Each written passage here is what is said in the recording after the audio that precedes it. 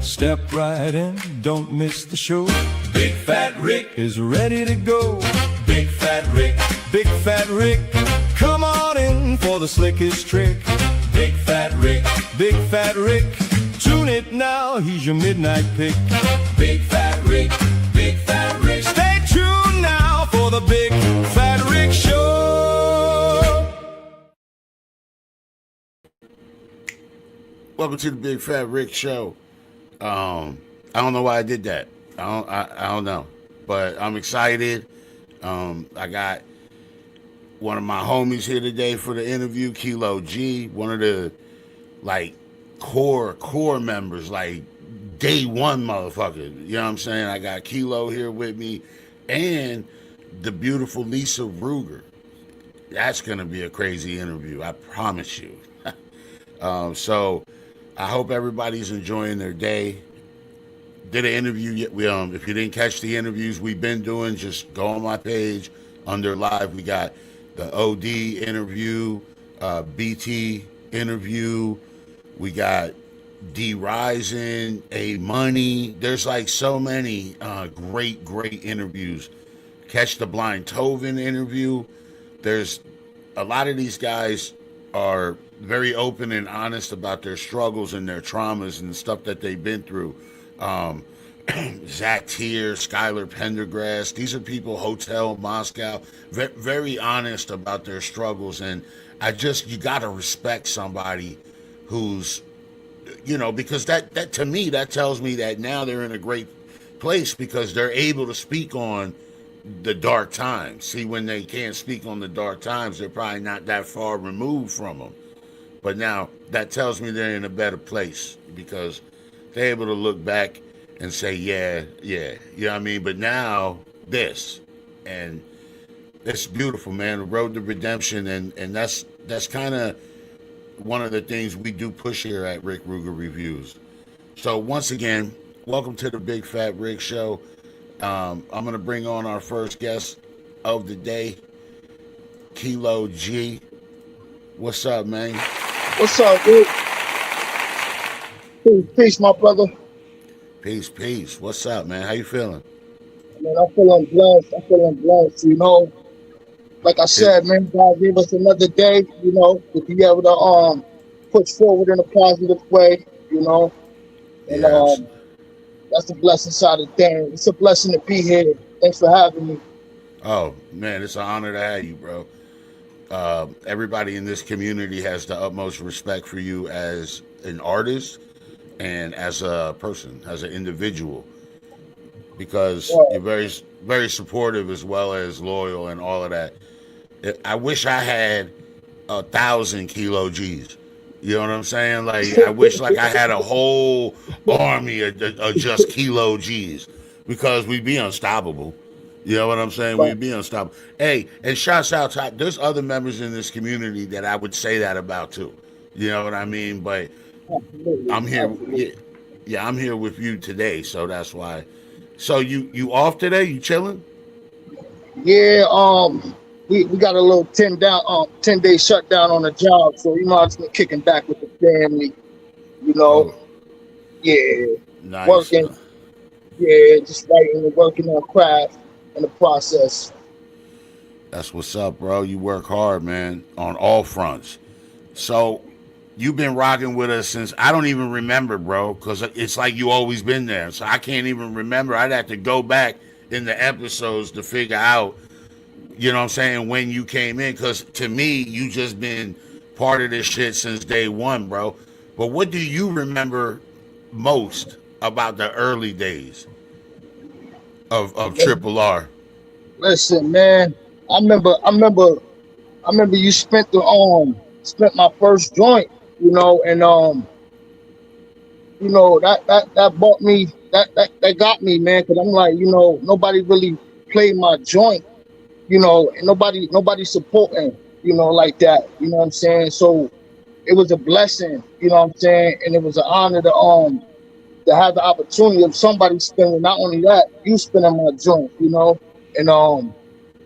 I know the quality wasn't the best and nothing like that. You still gave it a chance, you still gave it an opportunity, man, I look at all that, you know, and Probably ever because since then, I was judging the messaging more than, you know what I'm saying, the quality of the recording, you know what I mean?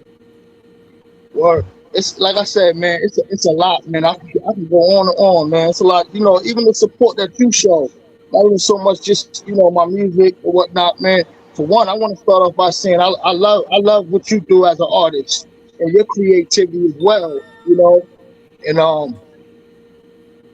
yeah, man, I appreciate you, bro. I that's appreciate you, bro.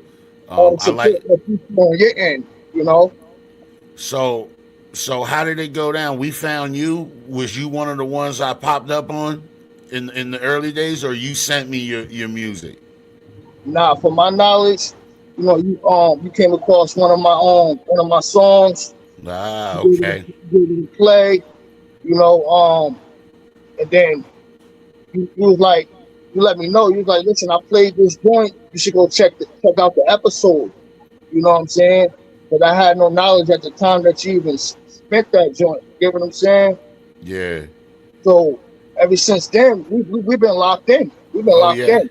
Oh We've yeah. been locked in, man. You know, How about that, bro? I mean, we've been riding like, you know what I mean, like pretty much every day. Yeah, I mean, pretty much. I look forward to every show. I look forward to every interview. I look forward to, and even the other brothers and sisters in the community that's doing great work also. It's just a blessing to be a part of the coordination, man, and the Rick Ruger Reviews community. It's a blessing overall, and I'm at a point where, I want to help out as much as I can. It's not even about just getting my music out there or getting my shit spin and all that. It's about, I want to be here to support you guys as well on, in any way possible. You do, bro. You do that Yeah, well, man. man. You Yeah, do man. that well. And Yeah. understand something, Kilo. Because the way you are and your attitude and your loyalty and the way you support everybody, we're the ones that's blessed to have you part of the community, bro. You see what I'm saying? We the ones blessed. Appreciate that. Yo, what's one triple R memory that will always stand out to you? Listen, man, just the collab. First of all, that first collaboration with you, that set the bar. That took my music career and the creativity of what I'm pushing out from my end to a whole nother level. You get what I'm saying? Yeah. It, Wow. Okay. working with you, working with other artists, and just seeing the unity, man, how the structure, the way it's built. You know what I'm saying? And it's incredible, man. It's beautiful. You know. So you I feel think, like being part of Triple R has helped you grow as an artist? oh, absolutely, absolutely, Yeah, that's what's up, yeah, man. absolutely. Facts. I don't work with other artists that I met on the show. You know what I'm saying? Other great artists other than yourself. Different events, wild events, positive energy that's, going through the page. I look for the positive stuff. I look past the negativity. You know what I'm Yeah. saying? When I see it, I smell it, I don't even acknowledge it. But that's not what I'm here for, man. I'm here to, make music, embrace other artists' music. I respect the underground aspect too of it. You get what I'm saying? Oh yeah, I You know, definitely get what you're saying, bro. And and you lead by example. So that's something that I want people to see, like what you saying, but you also lead in that way. You're you're supportive. You know what I'm saying? You show up for people. And I apologize for the times that negativity has creeped in. We've had to deal with it, unfortunately, but we try to keep a positive overall. You know what I'm saying? We try to keep a for sure. positive outlook. You know how it is, though. So, you know what I mean? They be trying to come for us, bro. And a lot of us, we don't have that mentality that we gonna lay down. You know what I'm saying? So, but I Right. agree. I agree, bro. I'm here for the positive shit now too. Hey, I'm trying to work over here, buddy. Must be UPS or something out there. Thank you, baby. Yeah, so I really mess with you, bro, as a person, as an artist, and like I said, I want to surround myself with people like you. I've always said that to you, and I've said it to everybody. People like you that take care of their children, that are dedicated artists, that are loyal, that are supportive. I wish I had 100,000 of y'all, bro. So you're yeah, man, that's real. That's real spit, bro. Your music has like a dark, gritty sound to it, right? Where do you think that sound originated from for you? Just like my life experience, and not only just my life experience, just what I see, what I see with my two eyes, what I hear with my two ears. You know what I'm saying? Like most of the, I live my music. You know what I'm saying? And but I also get a little creative with it too. You get what I'm saying? I try to add creativity to the music, but more so, my message. I'm trying to break the cycle. I'm trying to uplift brothers that's unaware of what's going on, and sisters. Everybody. I'm trying to uplift people in general. Because a lot of people they don't understand this aspect, and that's okay. Because everybody's on different paths and different journeys and stuff like that. I just feel it's my Yeah. duty to enlighten as much as that. That's what I try to do with my music. I try to enlighten people on what's going on, or maybe educate them a little more on some things that they may already know, but can learn more about. Stuff like that. As far as the music, as the dark aspect, yeah, man. I'm just trying to share my experience. We all got a story to tell. We all been through some things in life. You get what I'm saying? I'm in a healthy path today in my life. You know what I'm saying? I'm on a straight path, and I'm trying to interact with individuals that's on the right path as well. You know what I'm Yeah, saying? that's important. Yeah. Yeah, man. And I'm still growing. I'm still growing as a man, as a father, as a husband. I'm growing as an artist. I'm growing as a friend. And I'm still growing as a leader. You know what I'm saying? So I ain't got it all mapped out. I ain't got it all down pat. But I stand on what I believe is right. You know what I'm saying? Yes, You sir. know. So you bring up that your music, you want to enlighten people, like that's the approach that you take. So that's funny you bring that up, because I was going to ask you, I feel like your music is almost like a warning to young people about Right. consequences of street life. Not every song, but there's an it's going to steer you at. But your music, it warns people of consequences. So my question, Kilo, is why is that message important to you? Cause I felt in these areas, some of these areas. You know what I'm saying? So, you know, as an artist and as a man, why would I want to see other people go through something that I've been through? Or if I could save, my goal is to reach everybody.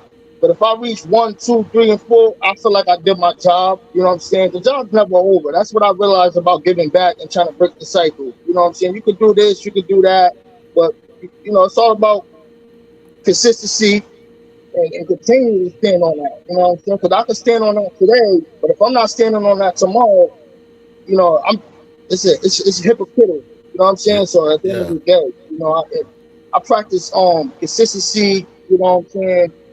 With everything I do. Yeah, and I think that that's something that's easy to see about you. So I get so when I was younger, bro, I was in a place where I believed that the streets was the only way for me. I was gang banging. Like I honestly, I had conversations with my homies, bro, and we were already reserved to the fact that we was going to prison, or one of us was gonna get popped. You know what I mean? And it was a wrap. Like we would have these conversations, bro. So your music is like a warning. You know what I mean? Like to people like that, to in that mind state. So what would you say to a young person right now that is feeling the way we did when we were younger and we felt like there was no way out? If I could say something to a young brother or a young sister, you know what I'm saying? I would say believe in yourself. Cause like sometimes when you try to help people and you try to, you know, some people think you coming off as, oh, he just preaching or whatnot. You know, some people don't want to hear what you got to say. You know what I'm saying? Some Right, people don't right. want to hear it. To the individuals that are open, and to the young boys and young girls that is open to hear the message. You know, I would just say, man, believe in yourself. You know, push yourself, educate yourself, stay away from anything that don't feel right, don't seem right, don't smell right. You know, and be a leader, not a follower. Be a leader, not a follower. First and foremost. You know what I'm saying? Yeah. No, Follow your definitely. dream. Follow your dream and never give up on it. See, now you said something. You said how sometimes people don't want to hear it, right? But see, Right. the thing about your music, Kilo, is that it's almost disguised. Like when you first start to listen to a song from Kilo, it's almost disguised. Like it's almost like you about to hear the opposite message that you about to hear. You understand what I'm saying? Like, and then it end up being like more of a positive type of message, but it's presented in a street way. It's presented over production that usually entails drug talk and the old life that we had. So hey, I give you mad love, bro, because you have an ability there. Because the way you transmit your message, it resonates more. Does that make sense, bro? Because you're not coming out all gospel and super positive, but you know what I'm saying? Like you sneaking them Yeah. joints in, bro, over Man, I want dope to start ass by saying thank production. you. Yeah, I want to start by saying thank you for the compliment for one. You know, because like I'm confident, but I'm not big headed about stuff. You know what I'm saying? So when individuals, especially my brothers and the ones that I care about and love and that I support, you know, when I get that type of message or I mean that type of a compliment on anything, I don't get big headed and I don't take it lightly, man. I embrace the message and what's said, and I try to give them a little bit of the raw side, you know what I'm saying, where I'm still keeping it real with the fans and the listeners, as well as how you can change it and how you can move around that type of stuff too. You get what I'm saying? Because I don't want to, I don't want to be the artist that's saying like, okay, do this and do that, try to be on the right path and all that, but at the same time, not giving them the real stuff. You know what I'm saying? But this is what leads to this. This is a Yeah. possibility that we can lead to that, and I'm just trying to enlighten everybody as much as I can, Yeah, it's an original approach, bro, and I think a lot of people are starting to recognize that. The more they hear your music, as you get better, as you refine, you know what I'm saying. You're refining your sound. Like people are really starting to appreciate what you do, bro. If Thank you you, know, Rick. yeah, if you notice in the community when your music is being played, bro, people are starting to really appreciate what you do, man. I see that and I feel that. You know what I'm saying? I feel the love. Um, no, but I feel the love impact. I see the consistency within the love and the support because it's not like it's love being shown here. It is love being shown all the time. So when somebody's showing you that type of love, you can't do nothing but embrace it the right way and pay it forward. So that's what I'm trying to do. I'm trying to embrace that love that's coming my way, as, as well as sending my love back properly. You know what I'm saying? With consistency at the same time, and just going as one. You know what I'm saying? Just going as one. You know what I'm saying? And Yeah, since yeah, I man. since I met you, Rick, I have been inspired. I have been motivated. Like no, you know what I'm saying? Like I feel like I've been grinding harder. You know what I'm saying? I feel like I've been pushing harder. Um, you know what I'm saying? So I just want to say thank you for giving me that support. You know what I'm saying? Because I ain't feel like that before. You know what I'm saying? Because like I get people to play my music and support me, but now it's hard to tell if that support is real or if it's genuine. You know what I'm saying? So when you got real support and real love coming your way, it hit different. You get what I'm saying? Yeah, but You know, you so you you was giving that love and support to the community before they knew who you were and started giving it back. So that right, tells me right there the type of individual that you are. You know what I'm saying? yeah, yeah. So you made a song or two. One song that I remember right off the top of my head. that that ever since I heard it, I ain't never forgot it. The father John. Now, are you a stepdad or are you a father? Like, you know what I'm saying? What's your role in the house? I got 5 kids altogether. I have two stepchildren. You know what I'm saying? But I don't treat them no different. You know, they Right. mine. They mine. They my boys. You know what I'm saying? Altogether, I got 3 sons and I got 2 daughters. You know what I'm Gotcha. saying? So, yeah, my hands is full. You know. Yeah. Yeah. Uh, what's the age range there, bro? Man, we got a 3-year old. That's we got my little boy Hakeem here, Junior. He 3 years old. You Okay. know, I got a 10-year old. I got 2 10-year olds. Oh, you got your hands full for sure. Right. I got a 13-year old and I got an 18-year old. Oh yeah. You need more hands, bro. You need octopus arms right now. Let me borrow yours. Yo, I got my ass full too, bro. You know what I mean? I know you do. Right. Yeah, man. Right. Things Yeah. is, you know what I mean? But yo, Right. Nah. we gonna keep our faith though, you know what I mean, in life and all that, bro. So Absolutely.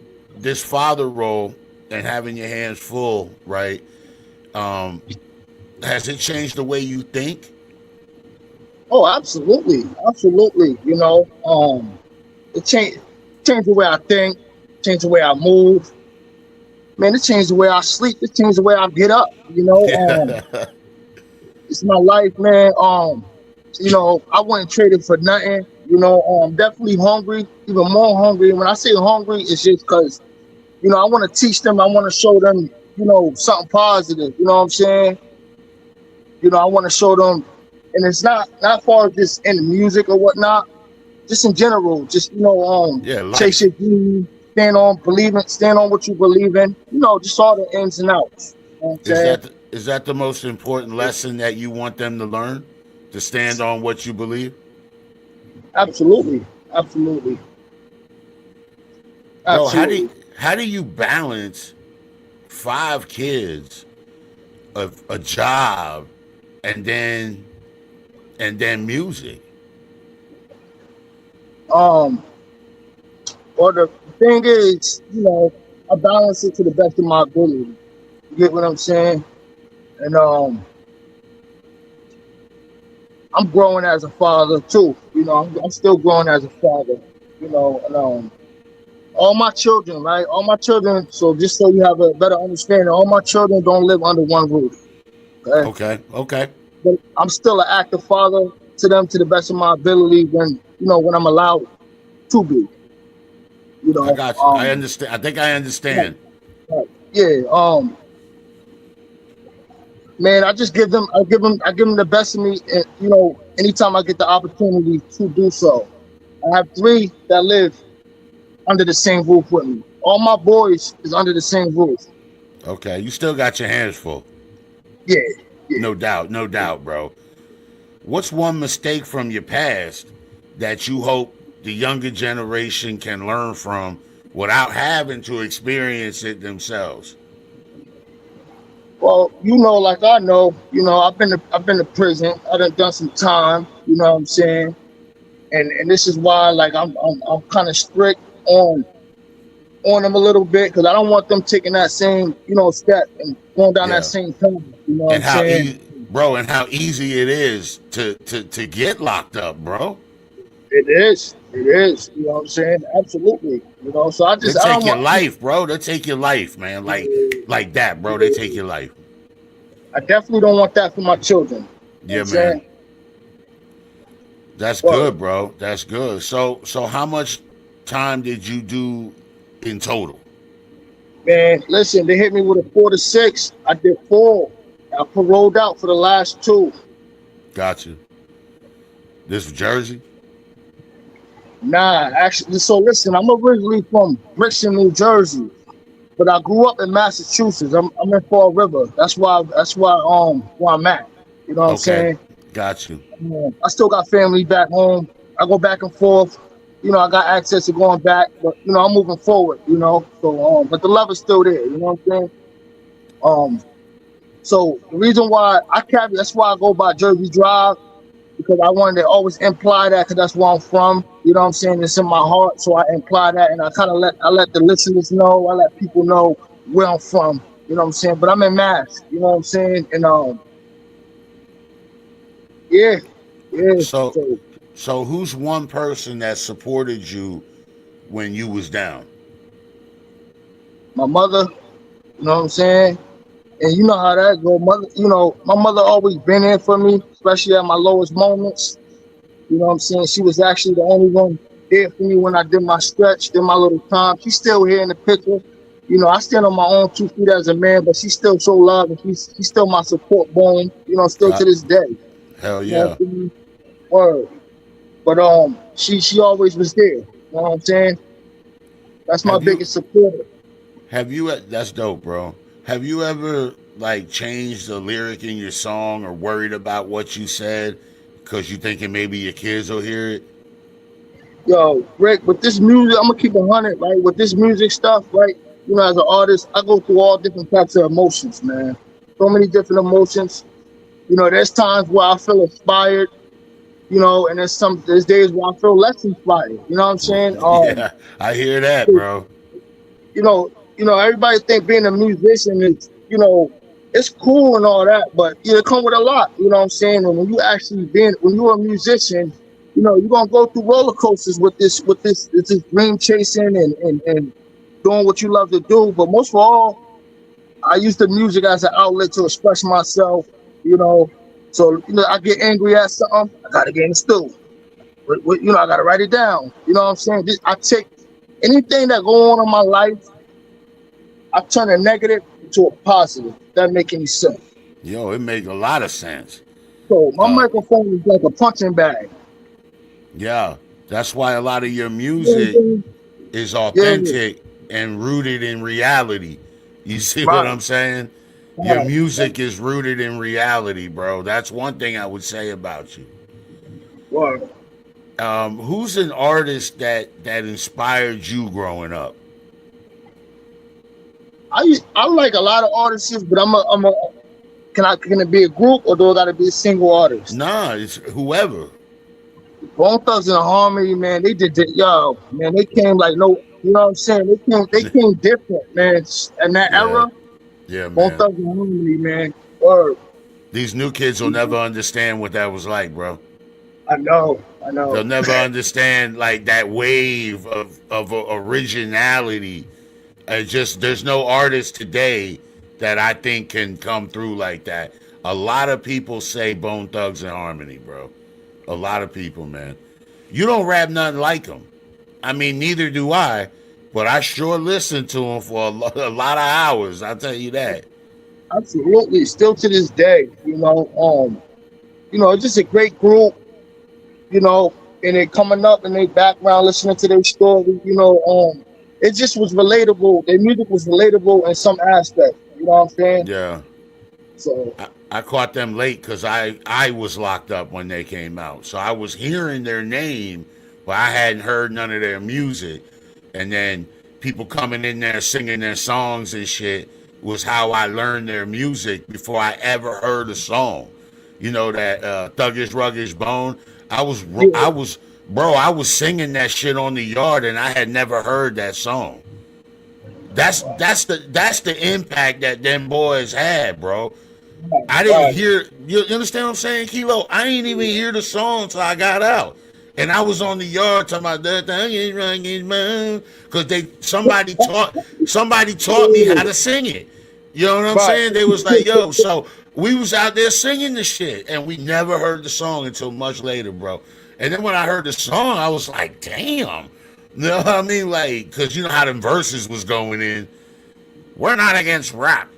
You know that bitch start out. We're against rapper.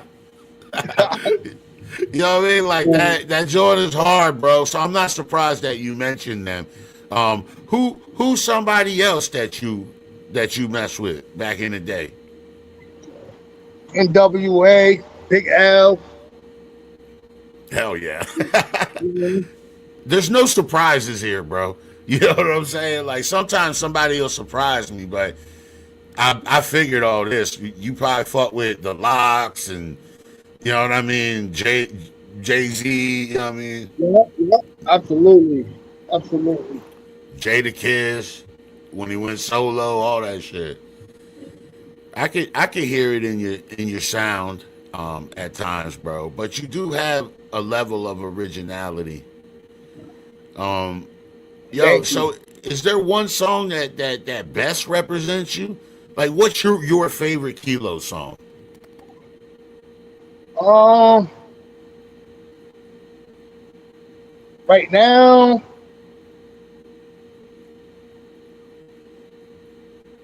I would say the that cornbread jump off.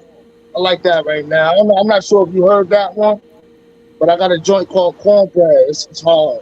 You know what I'm If saying? you sent it in, I probably did. I'm bad with the titles. I ain't gonna lie. Like, It's I don't all remember good. song titles that well, It's but all good. If you're here, it come back across the board.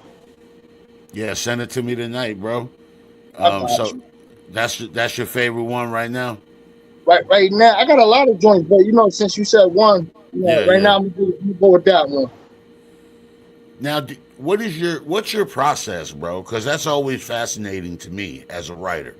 I always like hearing someone else's process. Like, so do you pick the beat out first? Like, you hear a beat and you're like, all right, I gotta, you know what I'm saying? Like that, yeah. Because that's what I do. But like, how does Kilo do it? I'll run through the beats. I'll go through the beats, man. And once my ear, my heart feel one of them, you know, I start with the hook. I always start with my hooks. I try to hook them first. Yeah, Like you that's said, right. yeah, like you said the other day, the hook is the song. You said that the other day. Yeah, You know what I'm saying? it's So true. It's true. I try to get them with the hooks. Once I got them, I try to compliment the hook and the rest of the message. You know, Yeah, you. That's how you write a song. You know what I'm saying? That's how you do it. So, I got you. are you writing these drawings or are you free spitting? I'm writing some of it. I'm freestyling some of it. Um, Sometimes I go in, I do the whole verse. Sometimes I go in and out. I punch in, punching out. I do a little bit of everything. I play with it. I just try to get creative, possible. Damn. Yeah, You man. know? That's good shit, bro. Um, you never, bro. Like, how do you stay so genuine, bro? This industry is filled with fakes. You know what I mean? And you just stay so genuine, bro. Like, You know why? Because that's who I am as a person. Truly, who I am. This is the real me. You know what I'm saying? This ain't. When you were like, not to curve your question, right? But I just say that to say this, like, when you run in the streets and something like you gotta hold a certain image in the streets, and you gotta, like, even behind the wall or something, you gotta, and it's more so of a surviving tactic, and it's not that it ain't real. It's just like, where I'm at in my life today, man. I'm being myself. I know how, I'm being who I am genuinely. You know what I'm saying? So there's no persona. There's no, I ain't. It's just I'm giving you me. You know what I'm th- saying? there's no gimmick. There's no, you know what I'm No, saying? it's just There's who no I am. show. Right. Yeah, this is it. Yeah, this is it, man. You know what I'm saying? There's something refreshing about that, bro. You know what I'm saying? There's just something nice about that, bro. Because in Yeah, man. today's climate, you got a lot of people trying to stand out from each other. Yeah, I'm a And humble dude, Rick. I'm humble as hell. I'm very yeah, humble. I You know what know. I'm saying? I done been through situations where, like, you can relate, where it humbled me. You know what I'm saying? I Yeah, think before I do things. You know what I'm saying? I try to think before I talk. I think before I move. I know today that, whatever action, it's a ripple effect. So whatever step I take in my life is going to affect my children, my loved ones, people who love me, my listeners, my brothers and sisters. So I try to be cautious on what I do and how I do it today. You get what I'm saying? Because it ain't just about me. You know what I'm saying? yeah, It ain't man. about me. You know what I'm saying? It's about all of us. It's about the people who care about you and love you. And I'm trying to make a positive impact, not a negative impact. You dig? So, Yeah, man. So what's what's like the worst trauma? What's something traumatic that you went through as a youngster? Not prison, Yeah. but like, you know what I'm saying, I'm before that. I'm 36 years old. I just turned 36. When I was 18, I got shot before. Okay. Yeah, I got hit before. You know what I'm saying? That changed my life because it changed my perspective. You know, not everybody survived things like that. You feel me? Yeah. So yeah, That's some heavy shit right there, bro. yeah. You know, we So all got a story. yeah, man. But I mean that I think that when people hear this, they're gonna understand more of how, you know what I'm saying, who KELO really is as a person. Now I'm looking on your page here, and I'm looking for the cornbread, John. And I don't know if I'm seeing it. It's on a it's in a raw content EP mixtape profile. To be the first, if you go to the playlist, it's the first EP that you see. The first EP. Yeah, Um, it's raw I got content. the Slang my raw name. the raw content, slang my name. Yeah. All right, and I'm looking for which song? Cornbread. It should Cornbread. be towards the bottom. Towards the bottom. All right, that helps. Got it. All right, man. Hang on, bro. Let's listen to a little bit of KELO G. Word. I appreciate you. Hell yeah, bro. All right, so like he said, this joint is called Cornbread. Is there anything about this record before I play it that you would like to share about it? Like anything special, you know what I mean? Anything at all? I would just say it's another awareness song. You know, it's the awareness, open mindset, and open. You know. All right, it makes sense. All right, here we go. Hey, girl, you gonna eat your cornbread? Oh yeah, I heard this. Oh, Trevor. Don't say nothing. You talking to me? Yeah, I think you told me. They outside and they watching, trying to get up on your cornbread. The streets will lead the wheelchairs. Prosthetic legs, if you seen some shit you wasn't supposed to see. Turn your head, I deal with double breads. Trying to get up on my cornbread. They outside and they watching, trying to get up on your cornbread. The streets will lead the wheelchairs. Prosthetic legs, if you see some shit you wasn't supposed to see. Turn your head, I deal with double breads. Trying to get up on my cornbread. Back with a dated clip based on a true story. Don't compare the kid, this shit is straight water. Keep you hydrated, wipe your lips. He in sight, then he got a sight. That type of shit, the back tire, the mongoose bite with 2 bolts stripped. The only time you wanna hold the torch is when the shit lit. Tap in, get you a new copy. If it ever skipped, gave you a couple of recaps. Other old hits, give you a couple throwbacks. Now shift the motion, they outside and they watching, trying to get up on your cornbread. The streets will lead the wheelchairs. Prosthetic legs, if you seen some shit you wasn't supposed to see. Turn your head, I deal with double breads, trying to get up on my cornbread. They outside and they watching, trying to get up on your cornbread. The streets will lead the wheelchairs. Prosthetic legs, if you see some shit you wasn't supposed to see. Turn your head, I deal with double breads, trying to get up on my cornbread. I can taste it, I can smell it, I can feel it on reach. Behind every line, I promise to practice what I preach. I can taste it, I can smell it, I can feel it on reach. Behind every vocal, I promise to practice what I preach. One on consignment, can close your eyelids. Peep game, don't be a target, get you a job at Target. Peep game, one on consignment, can close your eyelids. Peep game, don't be a target, get you a job at Target. Peep game, they outside and they watching, trying to get up on your cornbread. The streets will lead the wheelchairs. Prosthetic legs, if you seen some shit you wasn't supposed to see.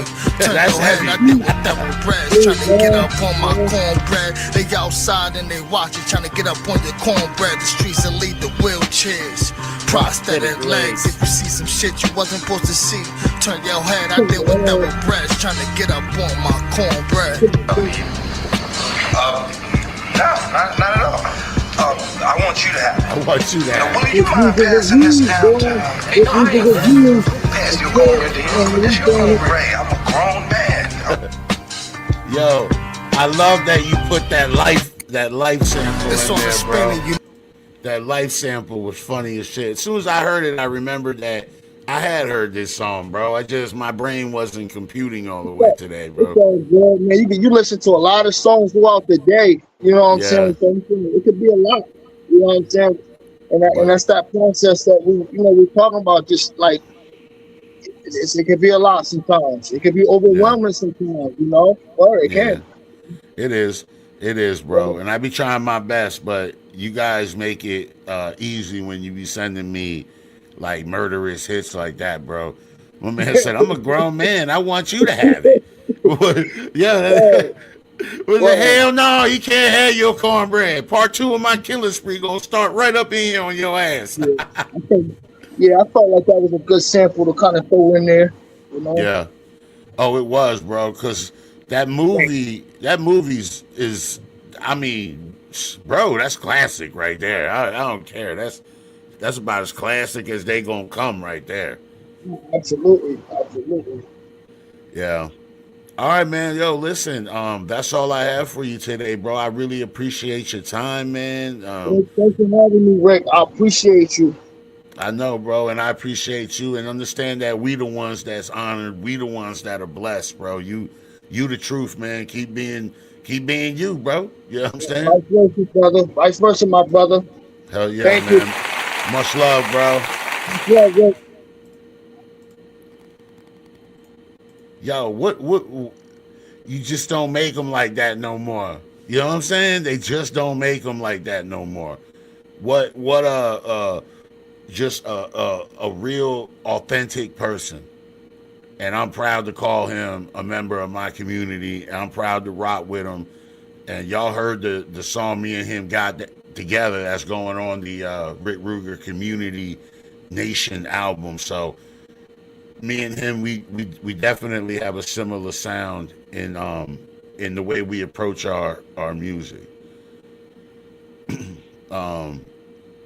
So shouts out to KELO G. I really appreciate you spending that time with us, and I hope you enjoy the rest of your day. So my next guest really needs no introduction. She's making faces at me through the, when someone's backstage on StreamYard, for you guys that don't know, they show up at the bottom and you can see them. And she's dancing and making all kind of weird faces into the camera. So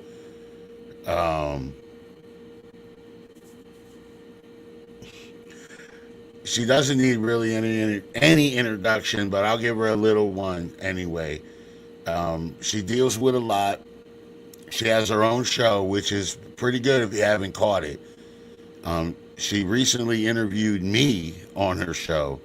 So now we're going to interview her. We're going to welcome on the beautiful Lisa Ruger. Will you try to be a little professional? You're talking to me. I realize that, but you just, I mean, a little bit, just a little bit here. Okay. All right, so how you doing today? Fabulous. Did you get my email? No, I didn't, because I'm doing interviews. You know what I'm saying? So I'm not in my email. So no, I did not get your email. If you hit me with any hard questions, I'm coming down there and throat punching you. See, I cannot conduct an interview under those circumstances. These sort of like, I have to ask the questions as I see fit. Mm-hmm. So, Lisa, for people meeting you for the first time, which I don't know who that would be because everyone knows you, but how would you describe who you are beyond being a wife, a caregiver, a business owner, a podcaster, a fur baby mommy? A bitch. Wow. I mean, what else is there? You named it all.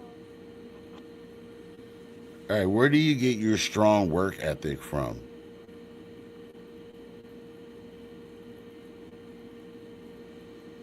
Your Dexcom is going off, so it's annoying me. My Why is strong, it I going guess, off? yeah, no, Why um, is it going off? Oh, no signal? Okay. yeah, Sorry you broke up a little bit. I would All right. have to say my mother, and just basically having to do things on my own.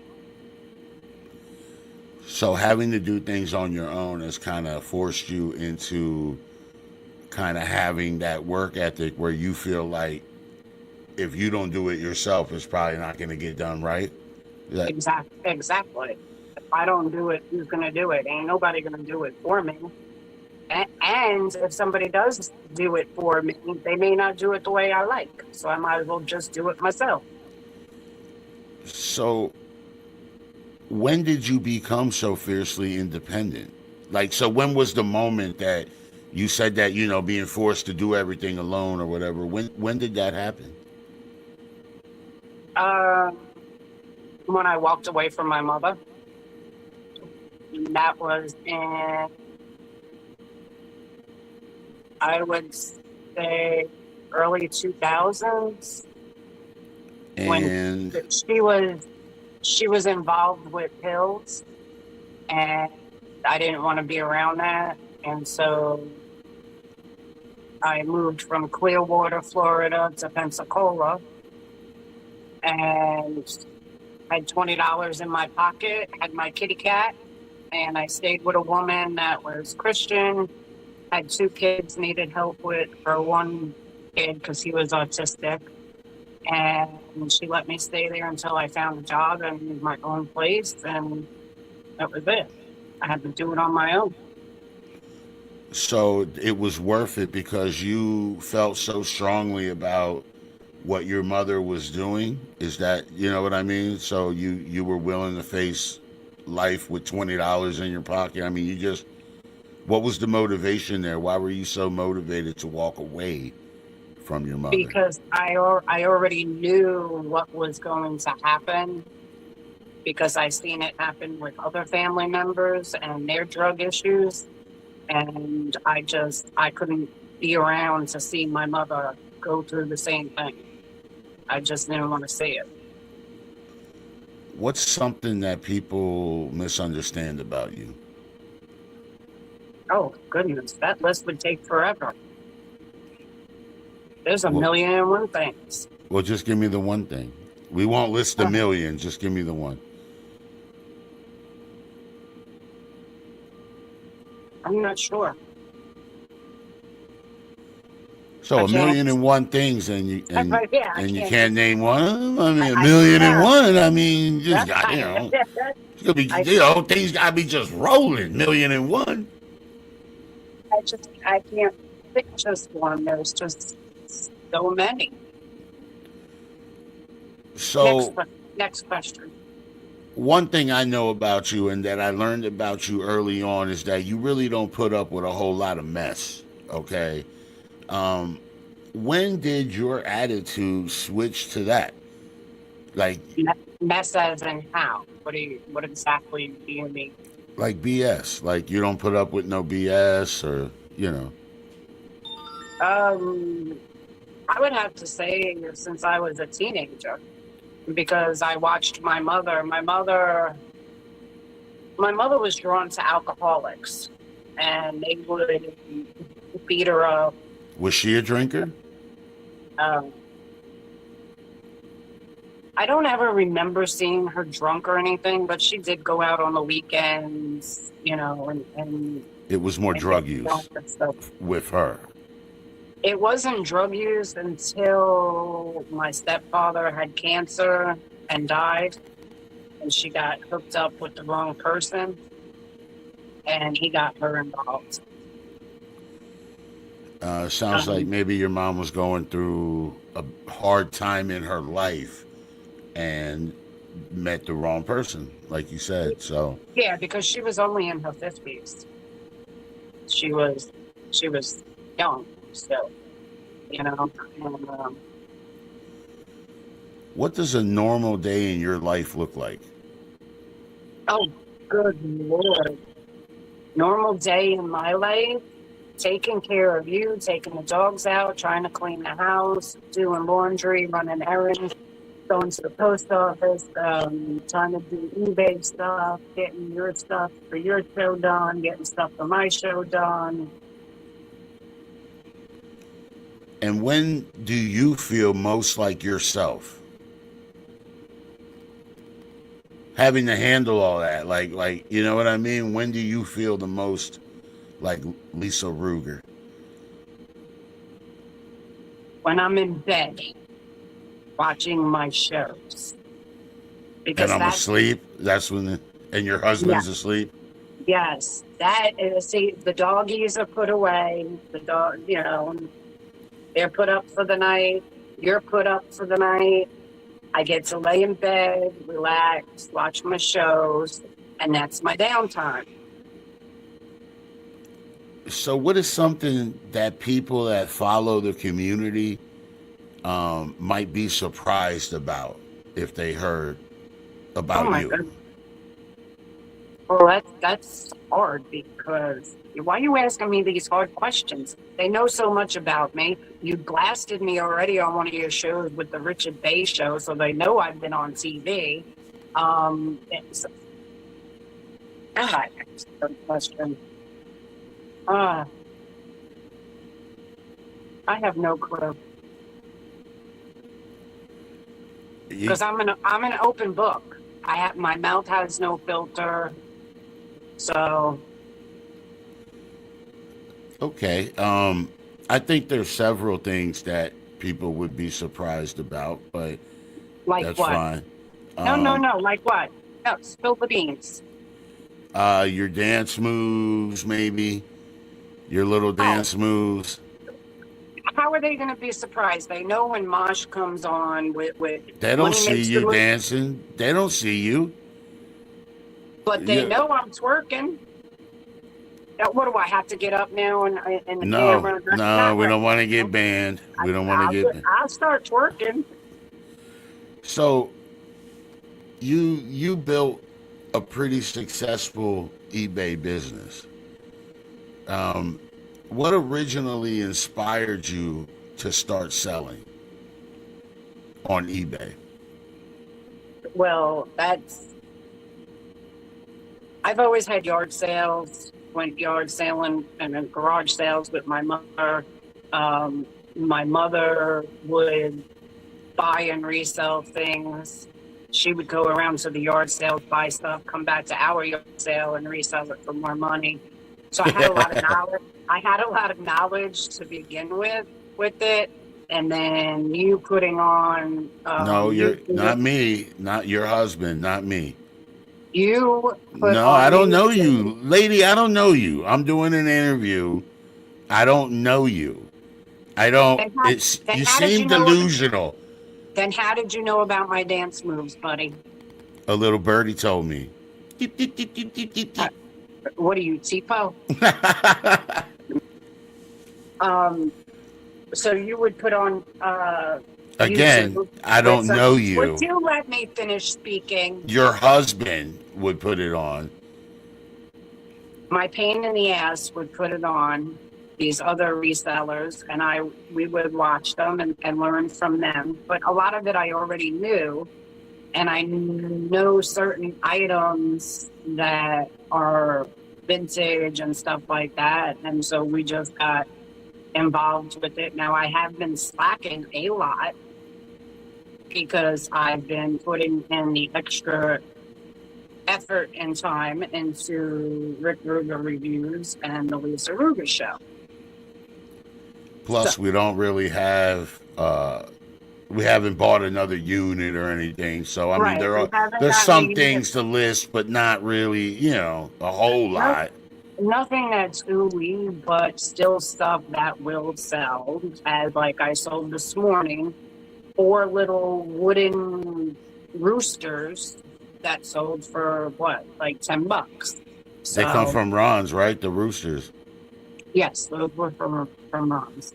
So, and I always wanted to open up a thrift store. Um, but this is even better because then there's no overhang. Yeah, that makes So, sense to me. yeah. What was the first item? Do you remember the first item that you sold when you opened up your Angry Couple store? Oh Lord, no, actually, I don't. I don't either. So I threw that in there because I was genuinely curious. What was I know the first item that was purchased was the dish set. Remember, we went in there. That was like literally the first thing that we bought was that set of dishes. Yeah, I don't remember the first thing that we sold though. I can't really say because we actually started off with things around the house that I no longer wanted or needed or was taking up space. It might have been a pair of shoes or something. It might have been a pair of shoes or a piece of your clothing or a piece of my clothing or a knickknack or something. I don't really remember because that's how we started it off, with things around the house. Rather than having an actual yard sale ourselves, we just put it on eBay. How did it feel to you when you realized that your business was successful and that you were live, you know what I mean, that you could sustain yourself from doing this? It felt great, but you have to be consistent with it, just like with music. If you want it to go anywhere, you have to be consistently listing things. Otherwise, it slows down. But how did it feel though when you realized you had built this business? It felt good that I actually was able to accomplish something. But of course, I couldn't have accomplished it without you. Again, I don't know you. You sat here. Look.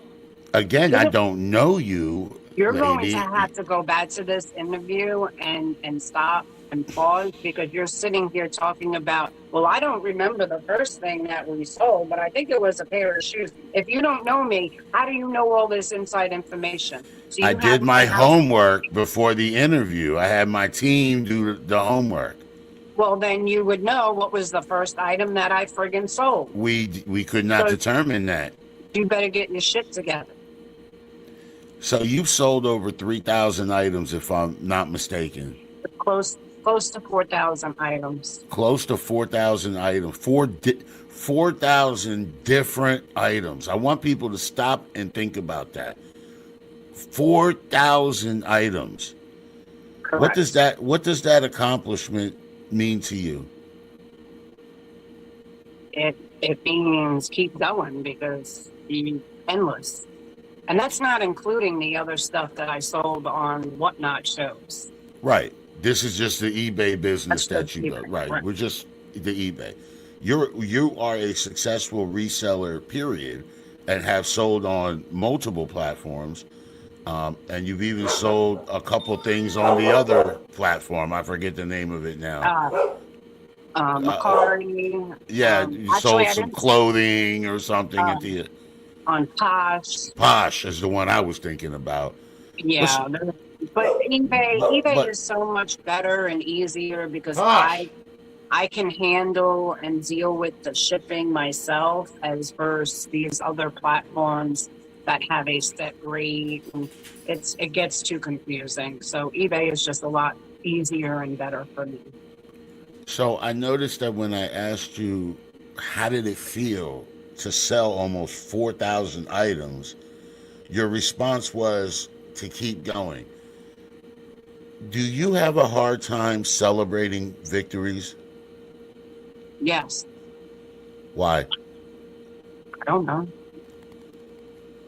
I've just always been like that. Birthdays, any kind of celebrations. I don't know. That's why I need therapy. There's something wrong with me. Do you understand this? Again, I don't know you, but I am getting the picture. Yes. You know me. What types of items have been the most profitable for you to list on eBay? Um, the most profitable is jewelry. Whether it Makes be sense. real gold, even certain costume jewelry, which is vintage. You have to do a lot of research.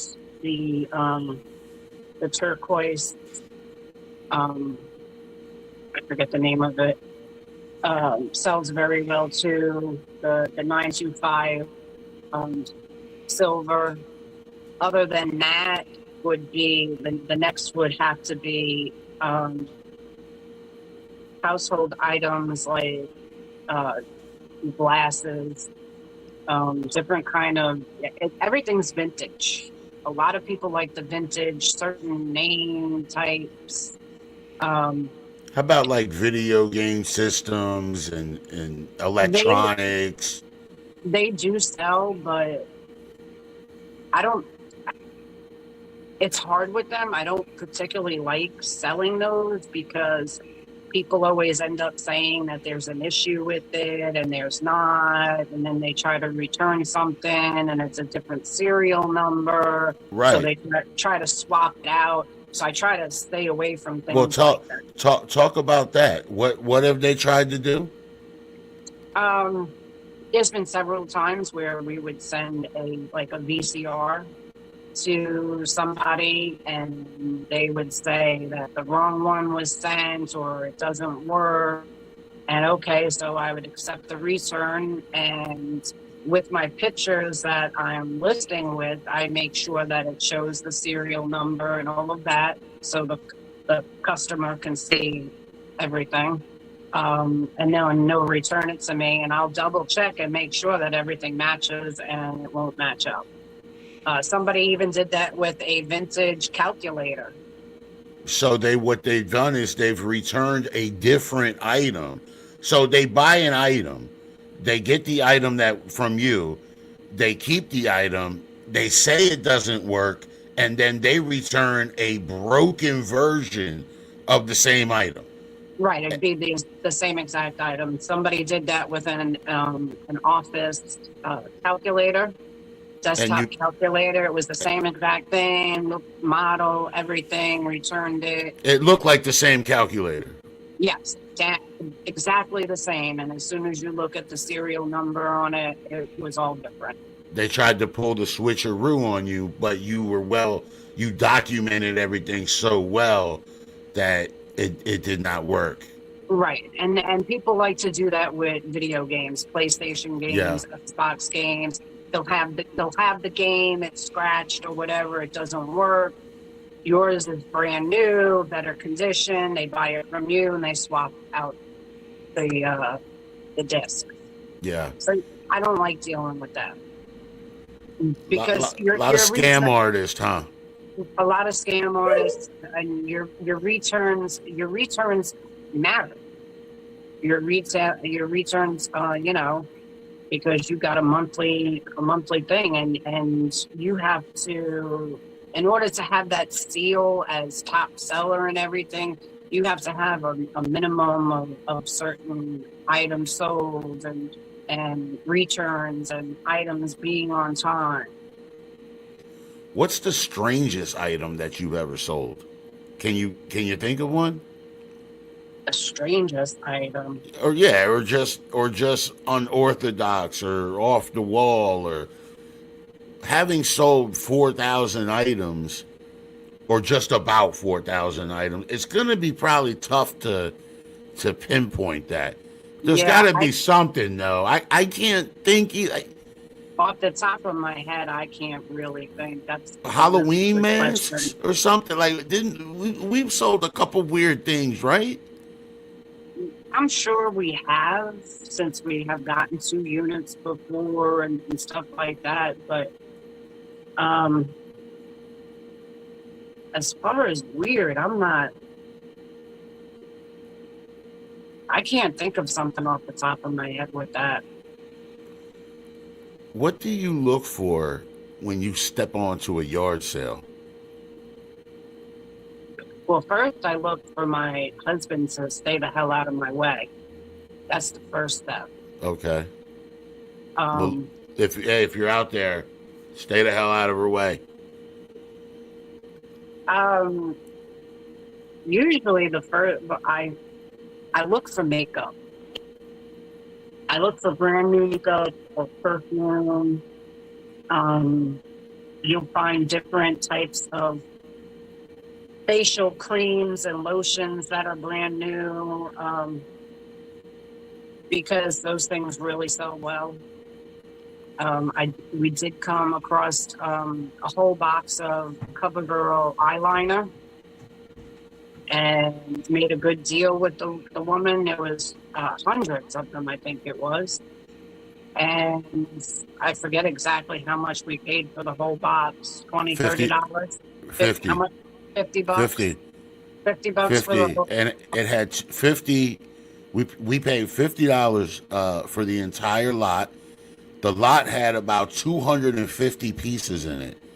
And Each then piece went for multiple prices, but well, it was between $10 and $15. a piece. And there were 250 in there.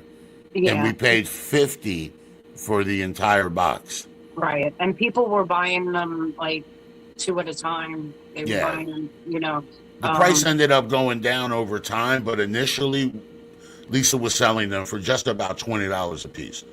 And she bought the box for 50. Now, I don't know if that's the biggest profit that we've made.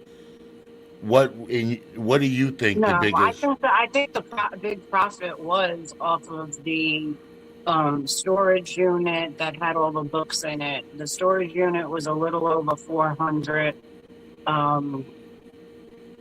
and then you didn't think we'd get any of our money We don't back. have to get into that No, at this time. that. This is your interview, Yeah, and so I will ask the questions. So let and me I speak. no. So let me speak. Unfortunately, that has nothing to do with the question. You don't know And me, so remember? we don't know will- me. We're You- going to you don't know bypass me. that, ladies and gentlemen. We will not let her You don't take know me. over the interview. So my husband thought it was a trash unit, and as I was going through things, since I wanted him out of my way and he was frustrated, I gave him book detail. He had to scan each book to see if it was worth to keep or not. Did he do a good job? He did an excellent job. And with him out of my way, I was able to go through everything in the unit and come across a whole bunch of jewelry. And it was most of it was 14 karat. I sold the herringbone necklace for 500. So that paid off the unit and the gas to get to the unit, and so just one item paid for everything. You're probably right, because we did end up making some thousands off of that unit. If you add and we still are selling books. There was a library in there.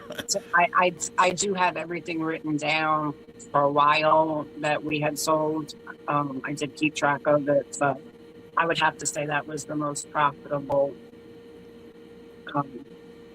What's your negotiation style when you're on the scene at a yard sale? I just basically get everything I want in one pile and say, what's the best deal can you do for me? And then they'll give me a price and I'll try to chew them down, maybe another $5 or something.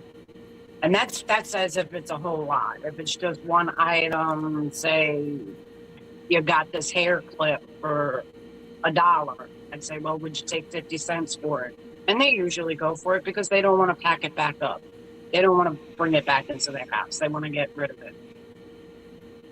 What are some items that new resellers should always be looking for when they're at a yard sale or an estate sale?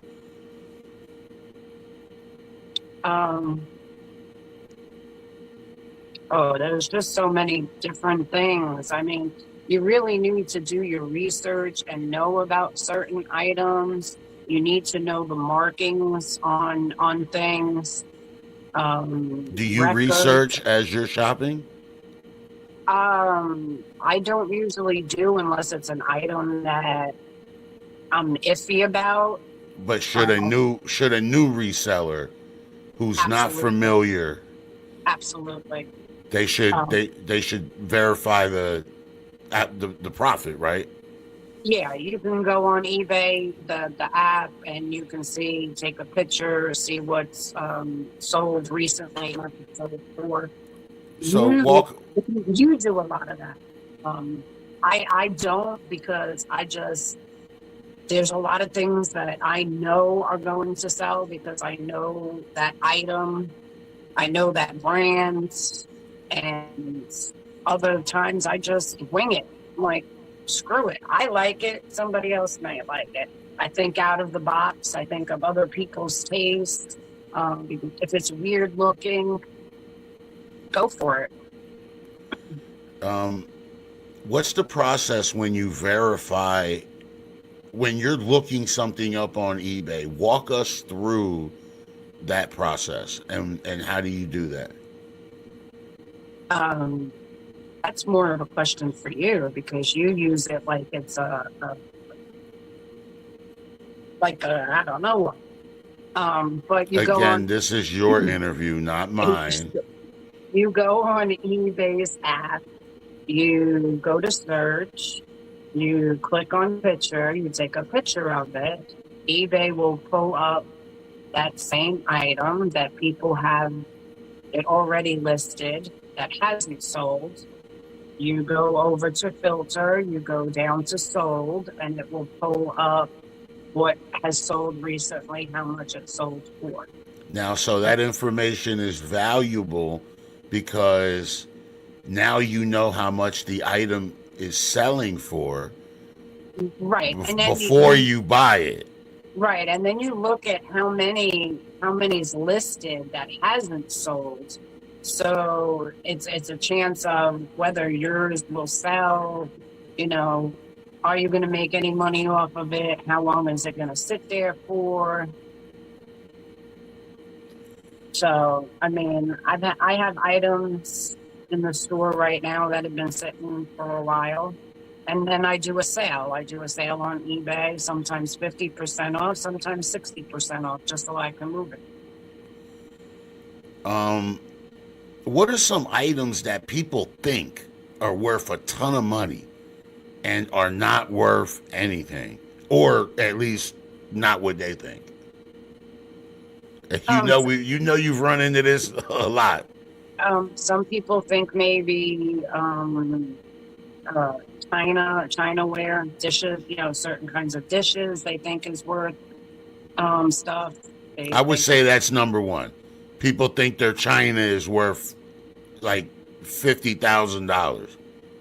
Well, I wouldn't get that crazy, but they do, or they have the silverware in the box, and they think that's worth money, or certain knickknacks. It's not, some stuff you would think is worth more money, like say Precious Moment figurines. I collected Precious Moment figurines. God, I got them. My mother bought it for every friggin' holiday. They're not worth anything. They're not worth anything now, and certain people are actually buying certain pieces of them to recreate different images. Right, they're transforming them into something else because that's how worthless they are. Right, they're absolutely nothing. People spent their lives collecting these things, and now in their older age, they think maybe they're gonna cash in on them, and they find out that what they've done is they've lost a lot of money. Right, even Beanie Babies, the Thai Beanie Babies. What's the other thing I was just thinking of? There's a lot of them. The Beanie Babies was a good one because people thought that they were.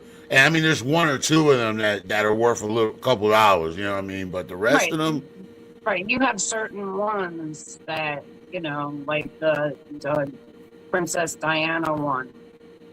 If it's got certain the bean things that it's made with or whatever that's inside. If it's it's a certain kind, then yeah, it's worth thousands of dollars. But otherwise, I mean, I just sold one a couple of days ago of a Beanie Baby. I sold it for, I think it was $5. They're really worthless. Right. And $5, you guys, is actually one of the more expensive Beanie Babies. I mean, I've seen them for like 50 cents. You know what I mean? Like, they're literally not worth anything. People spent their lives collecting them, and now what? And then you also have to think, with even selling it for just $5, now you have to take your eBay fees out of it. You're also taking your promotion, your the promotion fees if you're promoting it, your packaging, your boxes, your tape, your paper that you put in the box, your time to go to the post office and drop it off. You got to put that all in perspective too with that $5. So what are you actually making? Really not much, but you're getting rid of the item. You know what I mean? You're making pennies. You're making pennies. That's the correct answer. Right, on certain things. So you always want to try to go with items, big ticket items. Right. And you just got it. It's just learning. It's just a matter of learning and researching items and time consuming, because you got to make sure the item is clean. And, okay. Well, hold on. So you're at the yard sale, right? You see the item that you want. You've negotiated with the seller. You've bought the item, right? What happens when you bring the item home? Well, for one, you try not to break it on the way home if it's breakable, which has happened many times. And who does that? I'm going to blame my husband. Why would you do that when he's never broken anything? How do you know these? You don't know me. I've done extensive research, and your husband has never broken not one thing. And you should be ashamed of yourself for coming on here and trying to, essentially lie. You are the only one who has broken anything. And I think that's a fair statement. I remember one thing that I broke. Yeah, you haven't broken a lot of stuff, like two things, 2 or 3. Well, the one thing, the lady herself that was helping with the dishes, I believe she broke. Oh my God, I remember that. She dropped the whole box, remember? Yes. So I remember that, and I remember going to an estate sale and getting a Christmas ornament that was from Poland. And I was holding it, and as we were walking out the door to the car, somehow it just busted in my hand. I remember that. That was a beautiful ornament. Yeah, it was, and I'm still very upset about it. Hey, things happen though, because when you handle that many items, there's gonna be a situation. And like you said, one of the situations, it wasn't even us. It was some lady trying to help us to the car. You dropped a whole box of these, and these dishes were worth money. You see what I mean? These I believe it was the Fiesta stuff, or it was something like that. It was something like that. But I did learn from the experience of stuff breaking. So now I make sure that I have enough bags. I try to bring bubble wrap with me, or make sure I have, rags or towels or something, or I just pile it on top of my husband in the front seat. So, okay, so you get the item home now. Now, what's the process? So you've made it. You didn't break it. You got the item in your living room. What are we doing? I'm cleaning it up. Wrong. The correct answer is it now sits in the living room for 7 months. No, I'm just playing. Okay. I'm just playing. I'm just playing. That's not even true. No, I have stuff in the living room. I have a whole tote of individual Christmas items, Christmas ornaments. I have a box of all different types of baseball cards. I have 1, 2, 3 totes of Christmas stuff, and then I have another tote of all miscellaneous items. Am I tired of sitting there looking at them? Yes, I am. Do I have the time to list them? No, I do not. I try to do it, and I get told by other things, whether it's taking the dogs out or having to make lunch. So at any rate, so you get the item home. So I get the item home, I'll clean it up if it needs to be cleaned.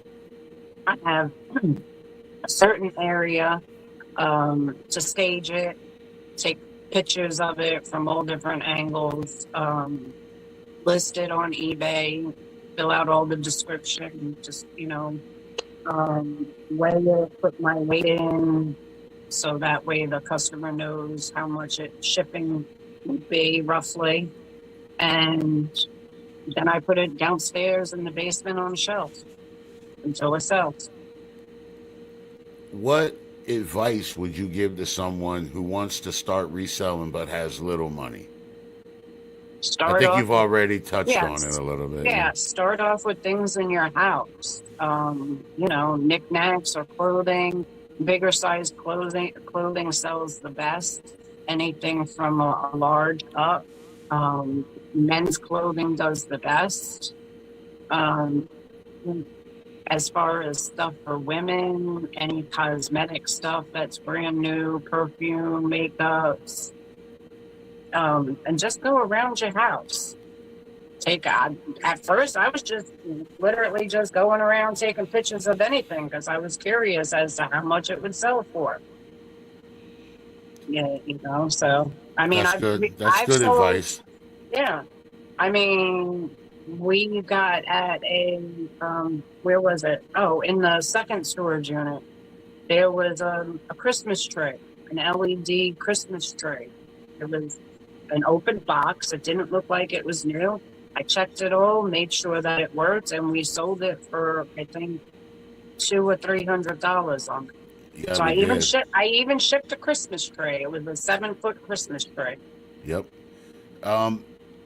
So the business, the Angry Couple eBay business, when it first started, we targeting yard sales and estate sales pretty much exclusively. There was something for me about the hunt and being first, and I really got into that and finding like hidden values. And I want to thank you because that's something that I never knew that I enjoyed or that I could get as much out of it as I could until me and you started talking about it and watching the different YouTube information about it. And so I want to thank you because that is something that you unlocked in my personality, in my life, that I had no idea how much I would like it. Now, it's something fun to do. You with your other half, or even by yourself. You get out of the house. You get to meet other people. I remember we got to meet people that were selling at a yard sale that they were doing it for drug addicts. Remember them? Trying to think. I mean, we've had veterans. We've had a lot. I'm trying to think. I remember. They were raising money. They were raising money. I remember now. They gave a free bag that had information. I remember now. And yeah. What is it? The Norcan or whatever they use. Yep. And we've met people that do the same for pets. Remember, they were for dogs or whatever. They had a little kennel thing, and they were giving away bags of treats or whatever. I remember. So I mean, it's quality time with your other one, and for yourself. I was going to say something else and I forgot. But I had to break you though. In the beginning, I had to break you because you were getting me so mad. Because you were always on the hunt for the video systems and the games. Right. That's right. Yeah. Because it's games. all I knew. It's all I knew. So that was all you knew, and I kept telling you. You would get so mad if somebody else beat you to a pile of video games. That's how I am. Yeah. And you would get so frustrated and so mad. And I told you, you have to get away from that. You got to break away from that. Yep. You know, because I knew there's other stuff that sells just as well. And for the record, as soon as I broke away from that, I started making more money personally. You know what I mean? Like the items that I started to find, they started to sell. So she's right. I was hyper focused on the video games. A lot of people are. Yard sales open at like 7 a.m. and we were showing up at 6:45 while people were still setting up. And somebody else had already been there first and got the video games. She says I was making her mad. That does not describe the anger that I would feel, okay? Because honestly, she's right. I was hyper-focused. As soon as I let go of that strategy, and then I went with a different strategy. If the video games are there, I'll look at them. If they're not, I will look at something else.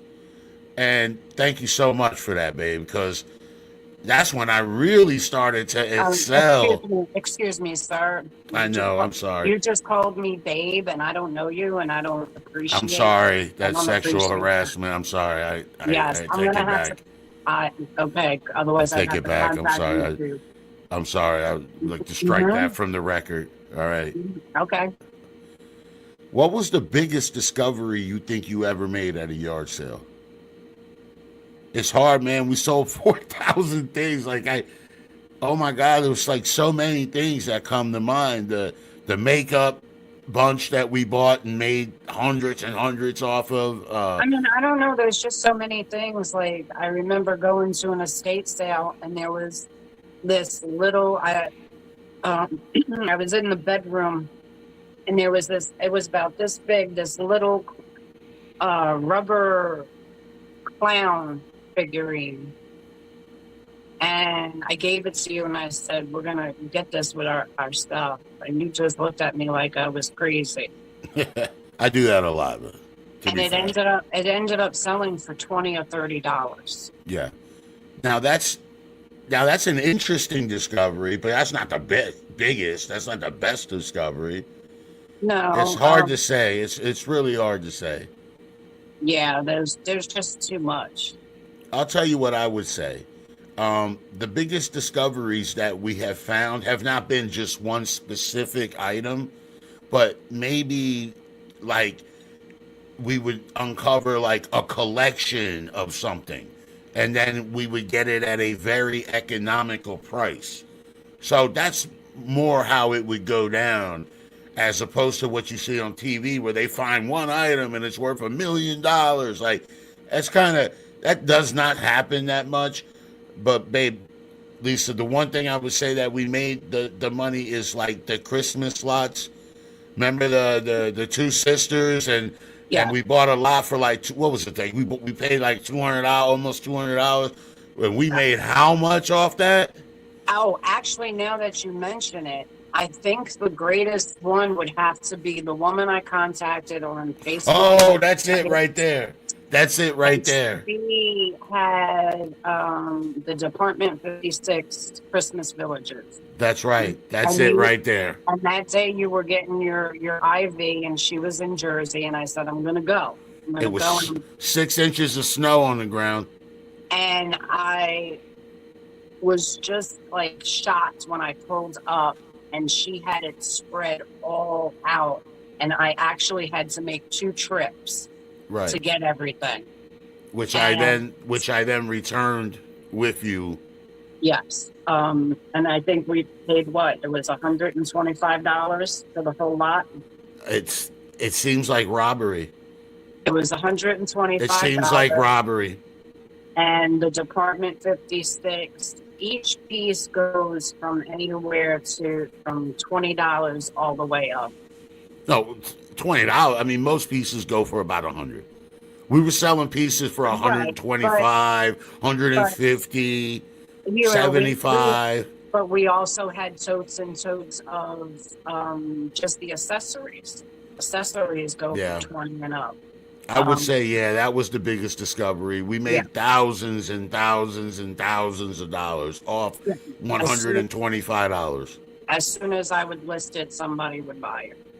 Now, for you guys out there, you may not be familiar with Department 56, but they make like those Christmas houses, you know, like those big train towns, Christmas towns, and they have like all the little houses and the little street light post and the little benches and, you know, all of those things that people go crazy about. That's what Department 56, that's what they make. They make those little Christmas houses that have little lights in them, and people just go crazy about that stuff. Because they're beautiful pieces. They're No, they are. very detailed. The best were actually not the Christmas pieces. It was the Halloween one. Remember that carousel? Yes, The haunted carousel? The Halloween ones are harder to come by than the Christmas, and there's so many different series of them of Department 56. So recently you've adjusted your style when it comes to eBay. And what I mean is we haven't went yard sailing. What you've adjusted the strategy, so you've begun now to get storage units.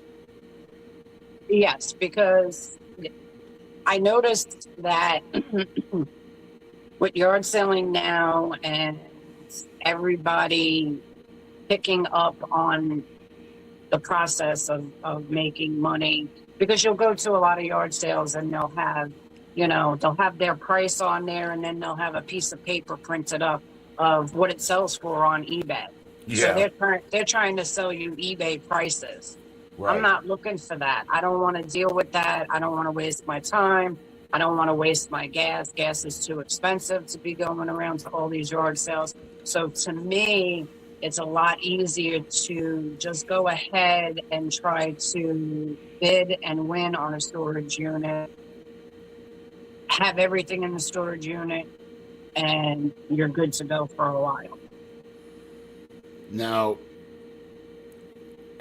how do you decide on a unit when you can only see like a small amount of the unit that you're bidding on?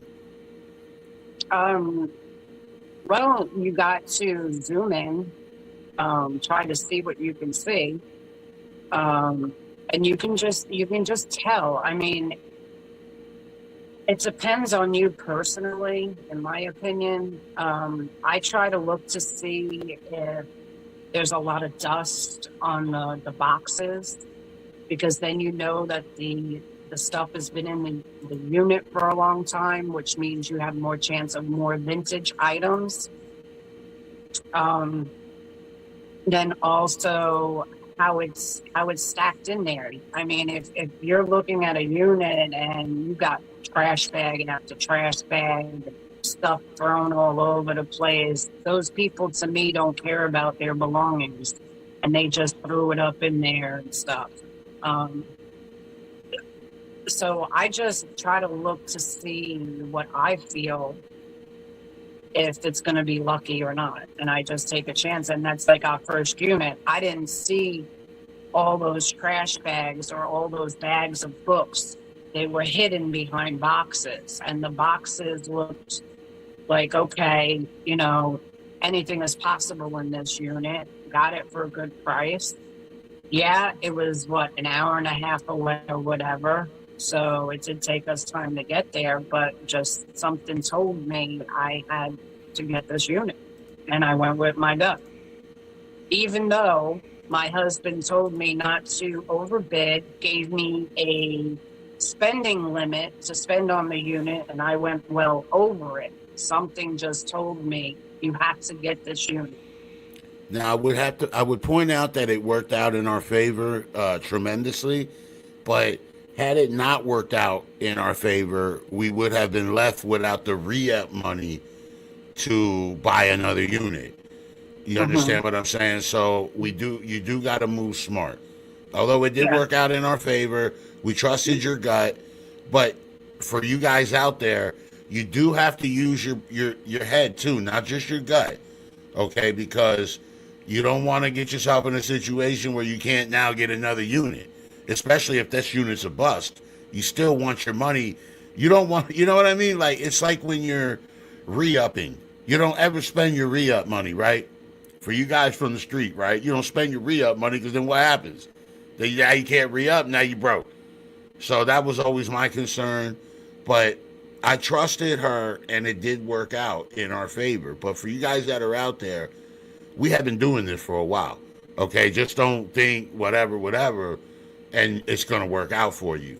You have to be very careful, especially if you're starting with limited money.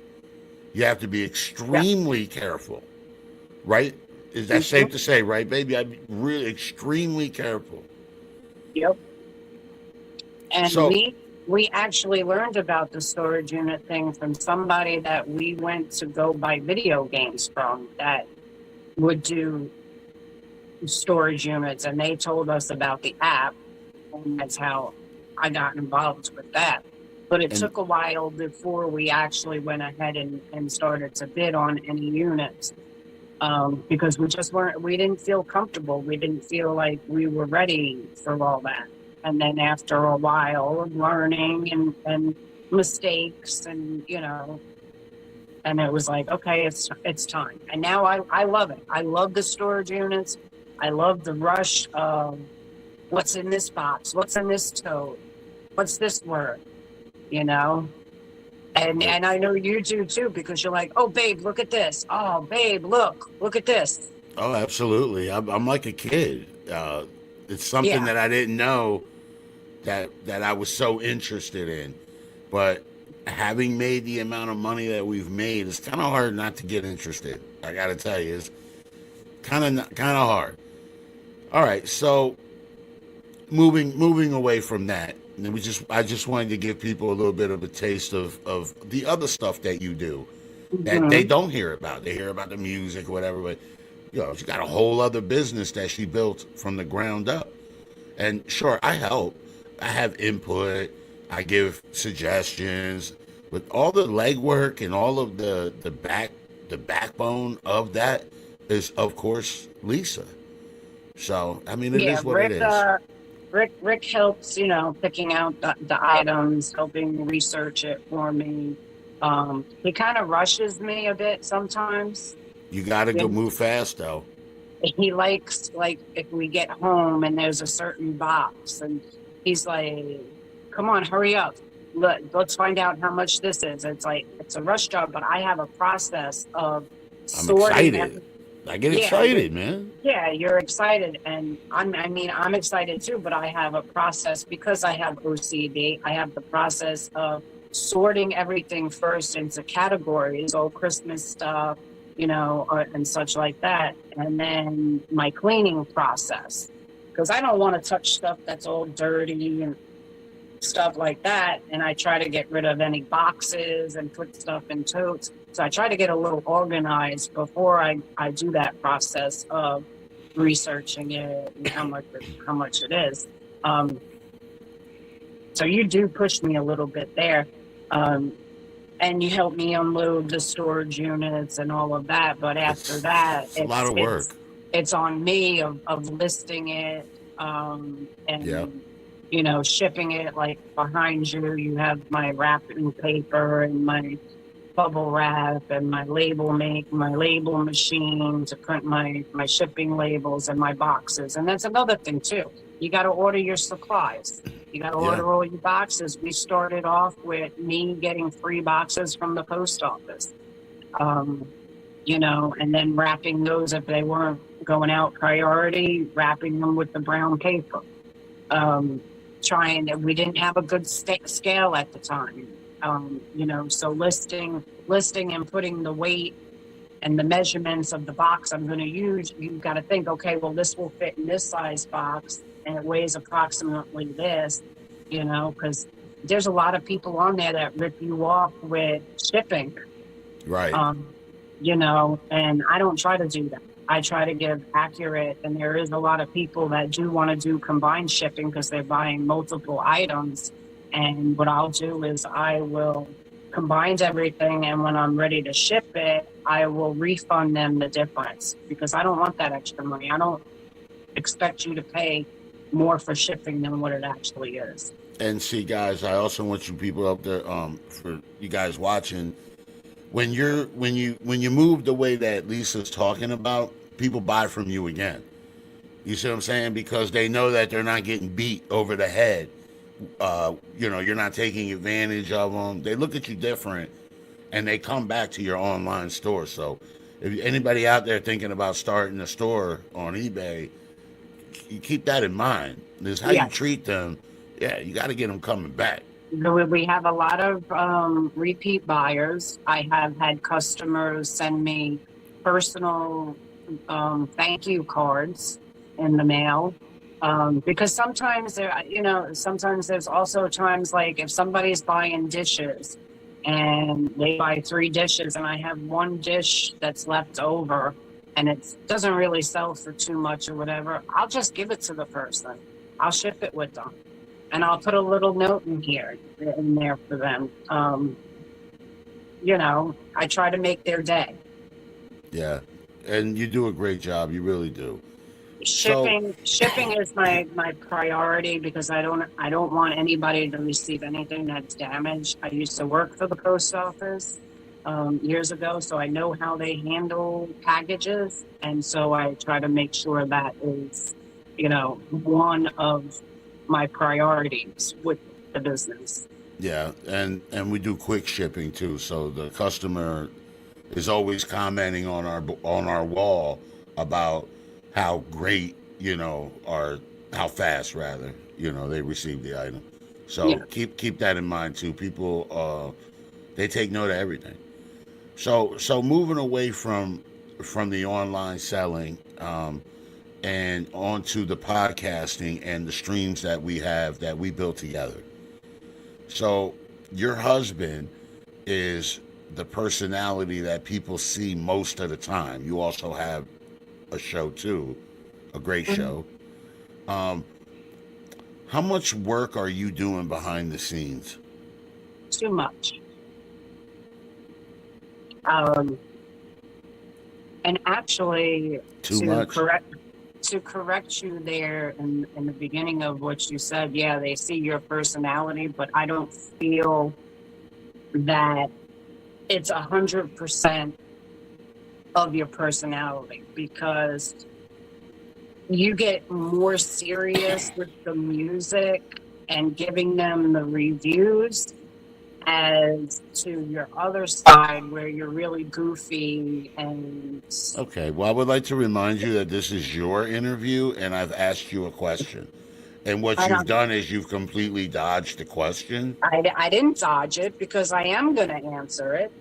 Okay? You said too much. You doing too much behind the scene? Yes, I feel that I'm doing too much. What are some of the what are you doing that some of the audience may not realize?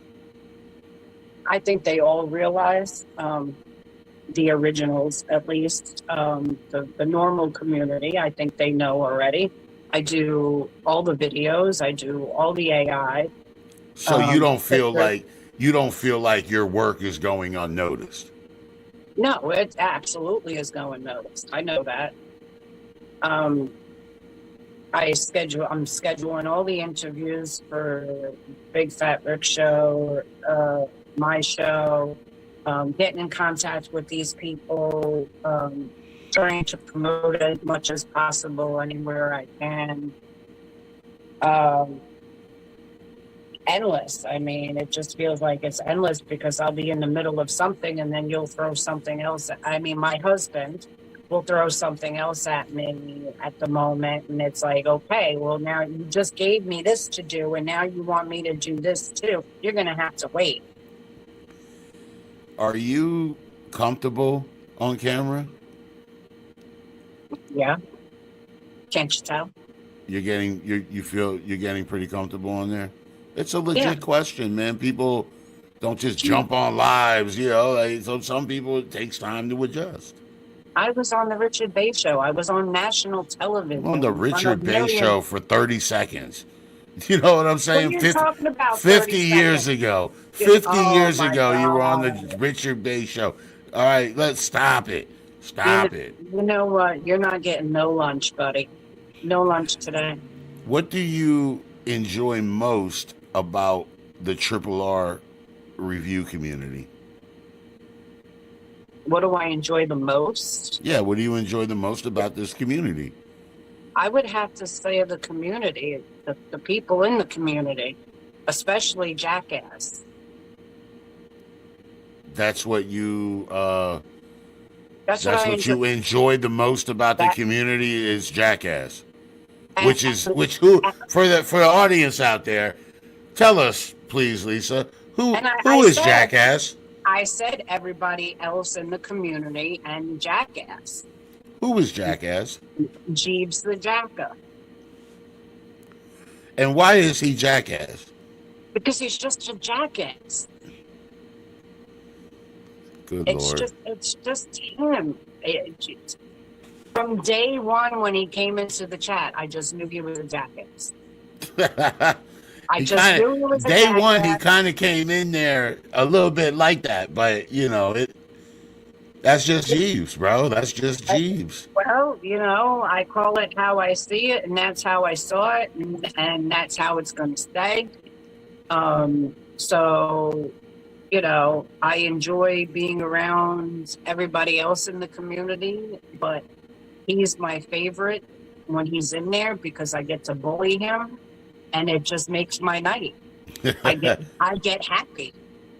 It's kind of like the movie with what is it, Big Daddy or whatever, with Adam Sandler. Yeah.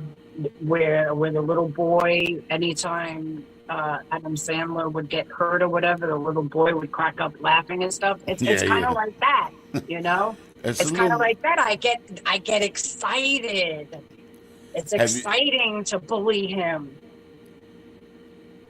Have you ever had to push your husband when he wanted to quit?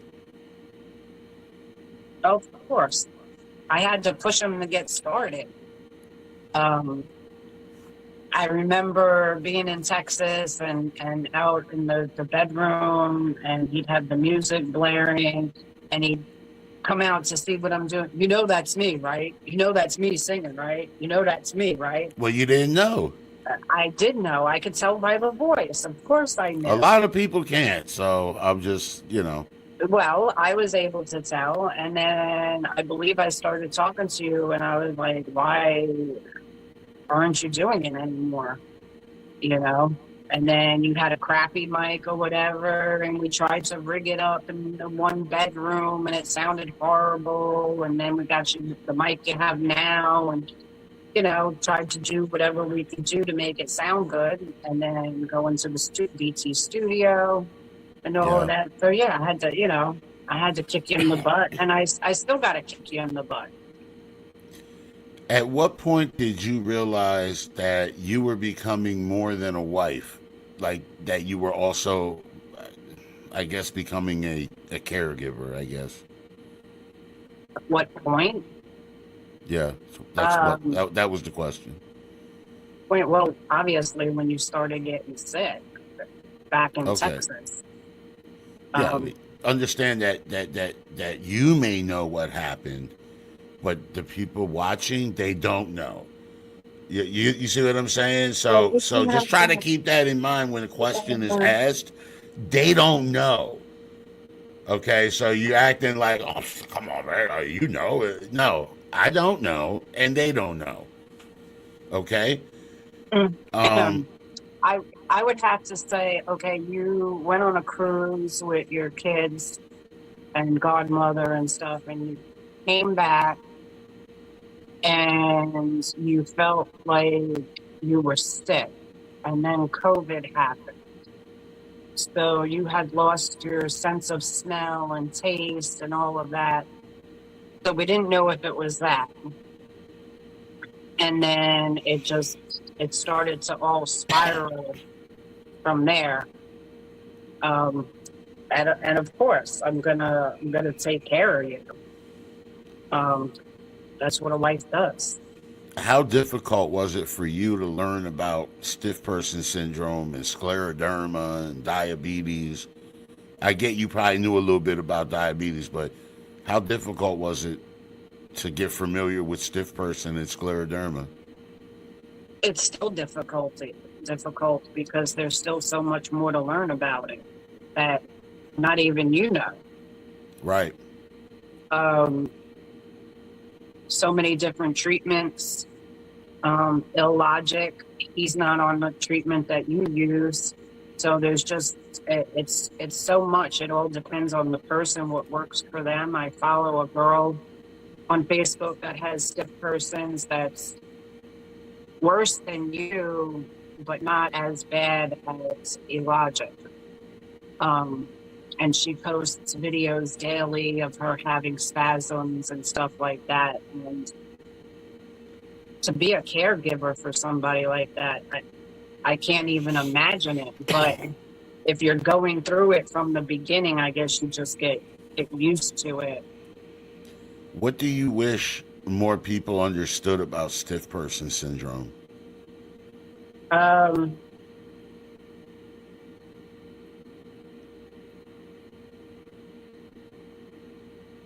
What's what I wish they knew?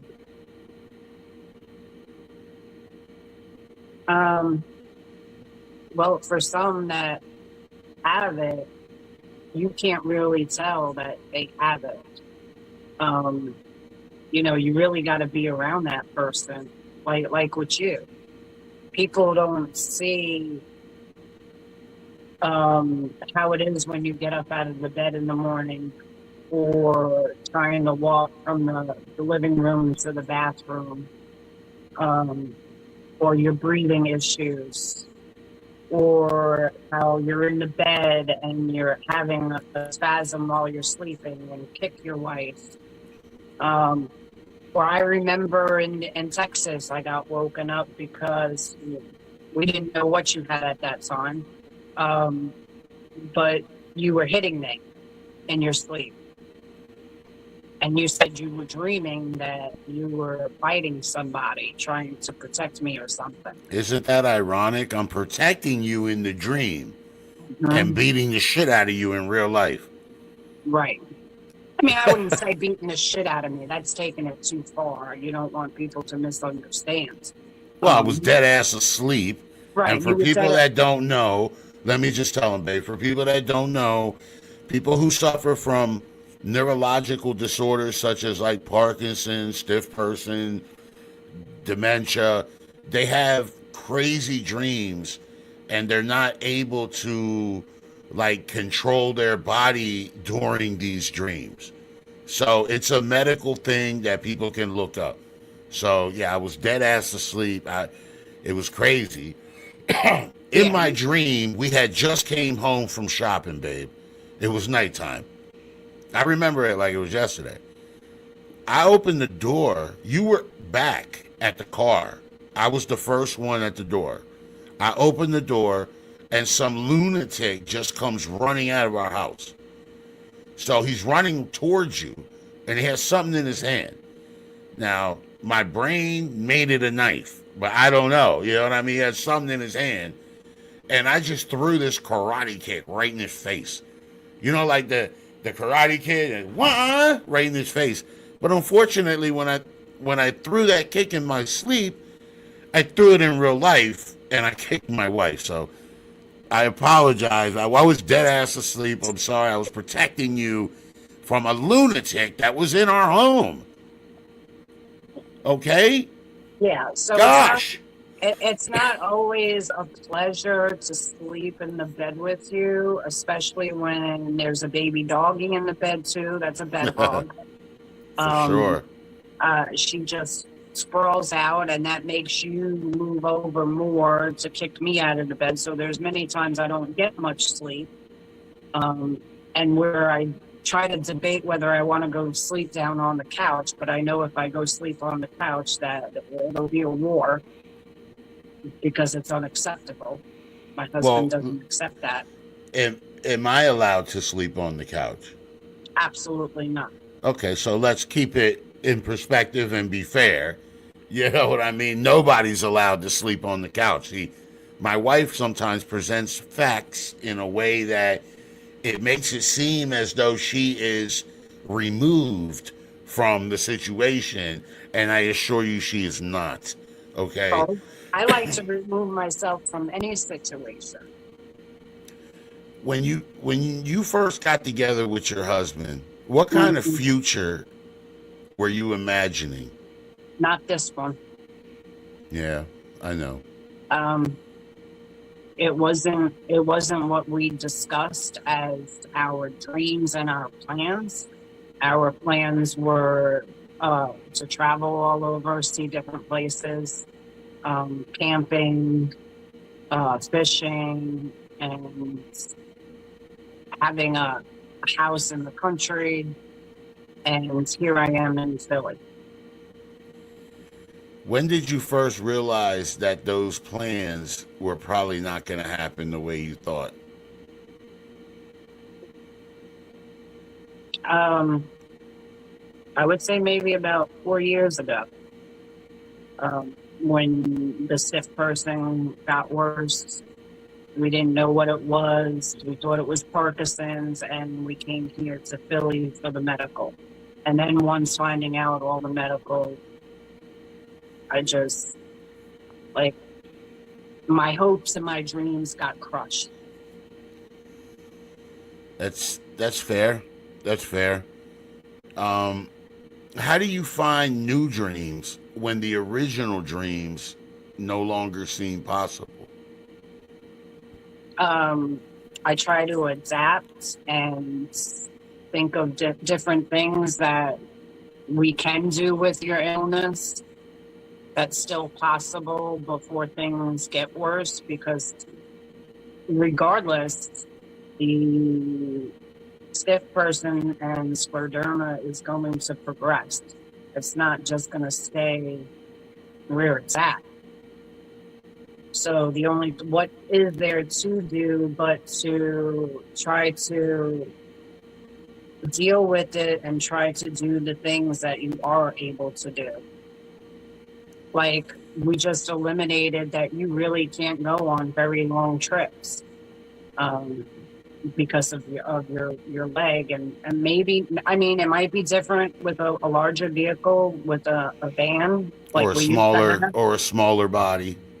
Or a smaller body, yes, but still, even with a smaller body, there's still that risk of blood clots, because, you know, you're the stiffness. You're still going to be stiff in the car regardless.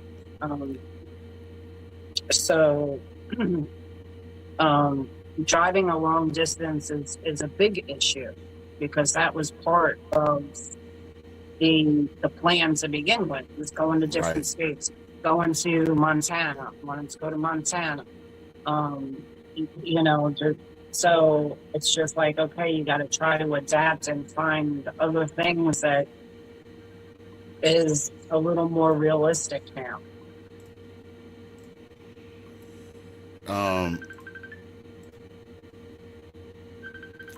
Jeeves, the jacker, or AKA the jackass, is trying to call me. That's why he's a jackass. He doesn't know that we're recording this episode. I made an announcement last night.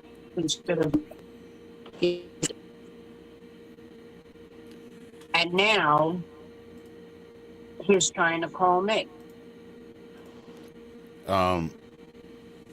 What does for better or worse in sickness and health mean to you now? The same as it did before. I mean, I'm here through your sickness, right? I mean, in sickness and in health, so whether good or bad. And so it doesn't mean anything more to you now? It's just, you know, there's nothing extra attached to that because of the situation? I mean, you have to actually live that now. No, I don't feel it's any different. So you basically take that now as in sickness and in health. And if you're sick, you're sick. I'm supposed to take care of you and vice versa. So what keeps you committed on the hardest days? I mean, I'm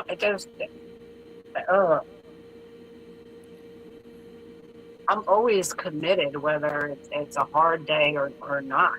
I mean, that's not even it's not even in my mind. It's stressful. There's just days that are stressful or I have no motivation.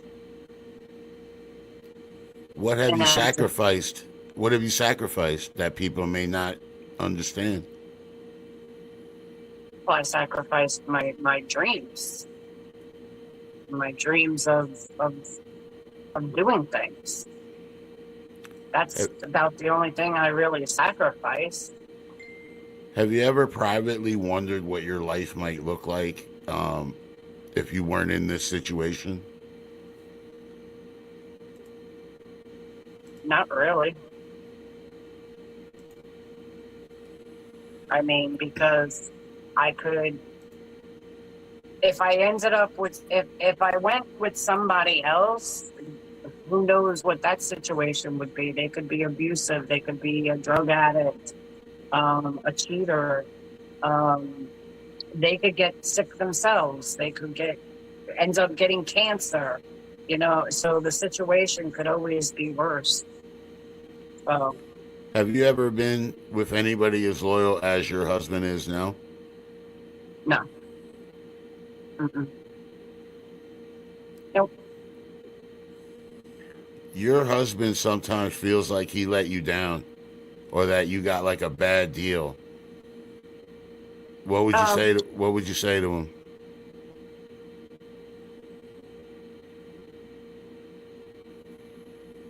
I wouldn't say I got a bad deal. Because the sex is still good. So, as long as the sex is still good, I mean, there ain't no bad deal there. You gotta get to that chopper. Oh my God. So, I don't feel like I got a bad deal. I feel like I was put here for a reason. And I think that is to take care of you. Because I feel like there's nobody else that's going to take care of you. Well, there isn't. Exactly. And if there was, they wouldn't do it the way you do. So, I mean, let's just be honest. All right, Lisa Ruger. That's all I have for you today. I have a lot more questions. There's going to have to be a part 2. Oh, is there? There's definitely a part 2 coming of this interview. Mm-hmm. This was part 1. So we touched on the eBay stuff. We touched a little bit about medical stuff. There's a lot more layers to who you are. Now, if you can get through those layers, good luck to you. I think I've been through, personally, all them layers. I've been deep in there. That's what she said. That's what she said? She was deep in there? Whoa, wait a minute. That's you're talking about a new age, she said. I'm not down with that. I'm not down with that. I'm down with the old school, real women. That's what she said. It's like my new saying. What did I come up with today? Get your balls out of your ass. Babe, you're out of control, okay? On that note, I really appreciate your time. Much love to Lisa Ruger. Y'all check her last episode out. Great show. Next week, she'll be having Lead with Jim and Jeannie for Figueroa. Eugenia. Okay. It should be a pretty good episode. Lead with Jim, excellent. And the other guest has a lot to offer as well. So Yes, there's. Go ahead. we're babe. going to be touching on a lot of different subjects. So it's not basically going to be like marriage in the trenches, or and it's pretty much like an open live, because Jim he's so knowledgeable in so many different topics. And there's just so much to cover. So mental health, marriage, just so many things. It's going to be a very interesting episode. Yeah, I agree. So, but shouts out to you. We will talk to you later. Thank you for your time. The beautiful Lisa. Another great episode of the Big Fat Rick Show. I hope you guys learned a little bit about Lisa and her process and the way that she runs her household, and as well as KELO. KELO G, is there more of a stand-up guy? Honestly, is there, again, we're lucky here to have these sort of members of our community. So much love to y'all. Much love to KELO G. Much love to the beautiful Lisa Ruger. Don't forget her shows on Tuesday at 7 p.m. Eastern Time. Coming up next, we have another episode of Rickrugerreviews. Send your music to rickrugerreviews@gmail.com. Your record is getting put through the gauntlet. Who's going to survive? I mean, I don't know. All right? So if you got the confidence, send your record in to the gauntlet. All right, that's coming up next. Rickrugerreviews. And remember, stay hungry, stay happy, and don't ever skip dessert. Well, that's the end. We're calling it a night. The buffet was loaded and the food was just right. Stacked up the plate, then I went back for 3. If there's one more dessert, save a slice for me. Mashed potatoes, chicken ribs on a roll. Mac and cheese put a smile on my soul. Ice cream, corn, pie saying, come on back. I ain't leaving till my buttons start to crack. Hey, we cleaned that buffet. Every single tray got carried away. From the first bite to the last French fry, we ate so much we nearly touched the sky. So wave goodbye till the next big feast. Bring your appetite from west to east. Same big laugh, same hungry crew. The Big Fat Rick Show will be waiting for you. Now it's time to roll on home. Find a couch and leave me alone. Thanks for watching, don't you fret. We'll see you at the buffet on the next Big Fat Rick Show. Stay hungry.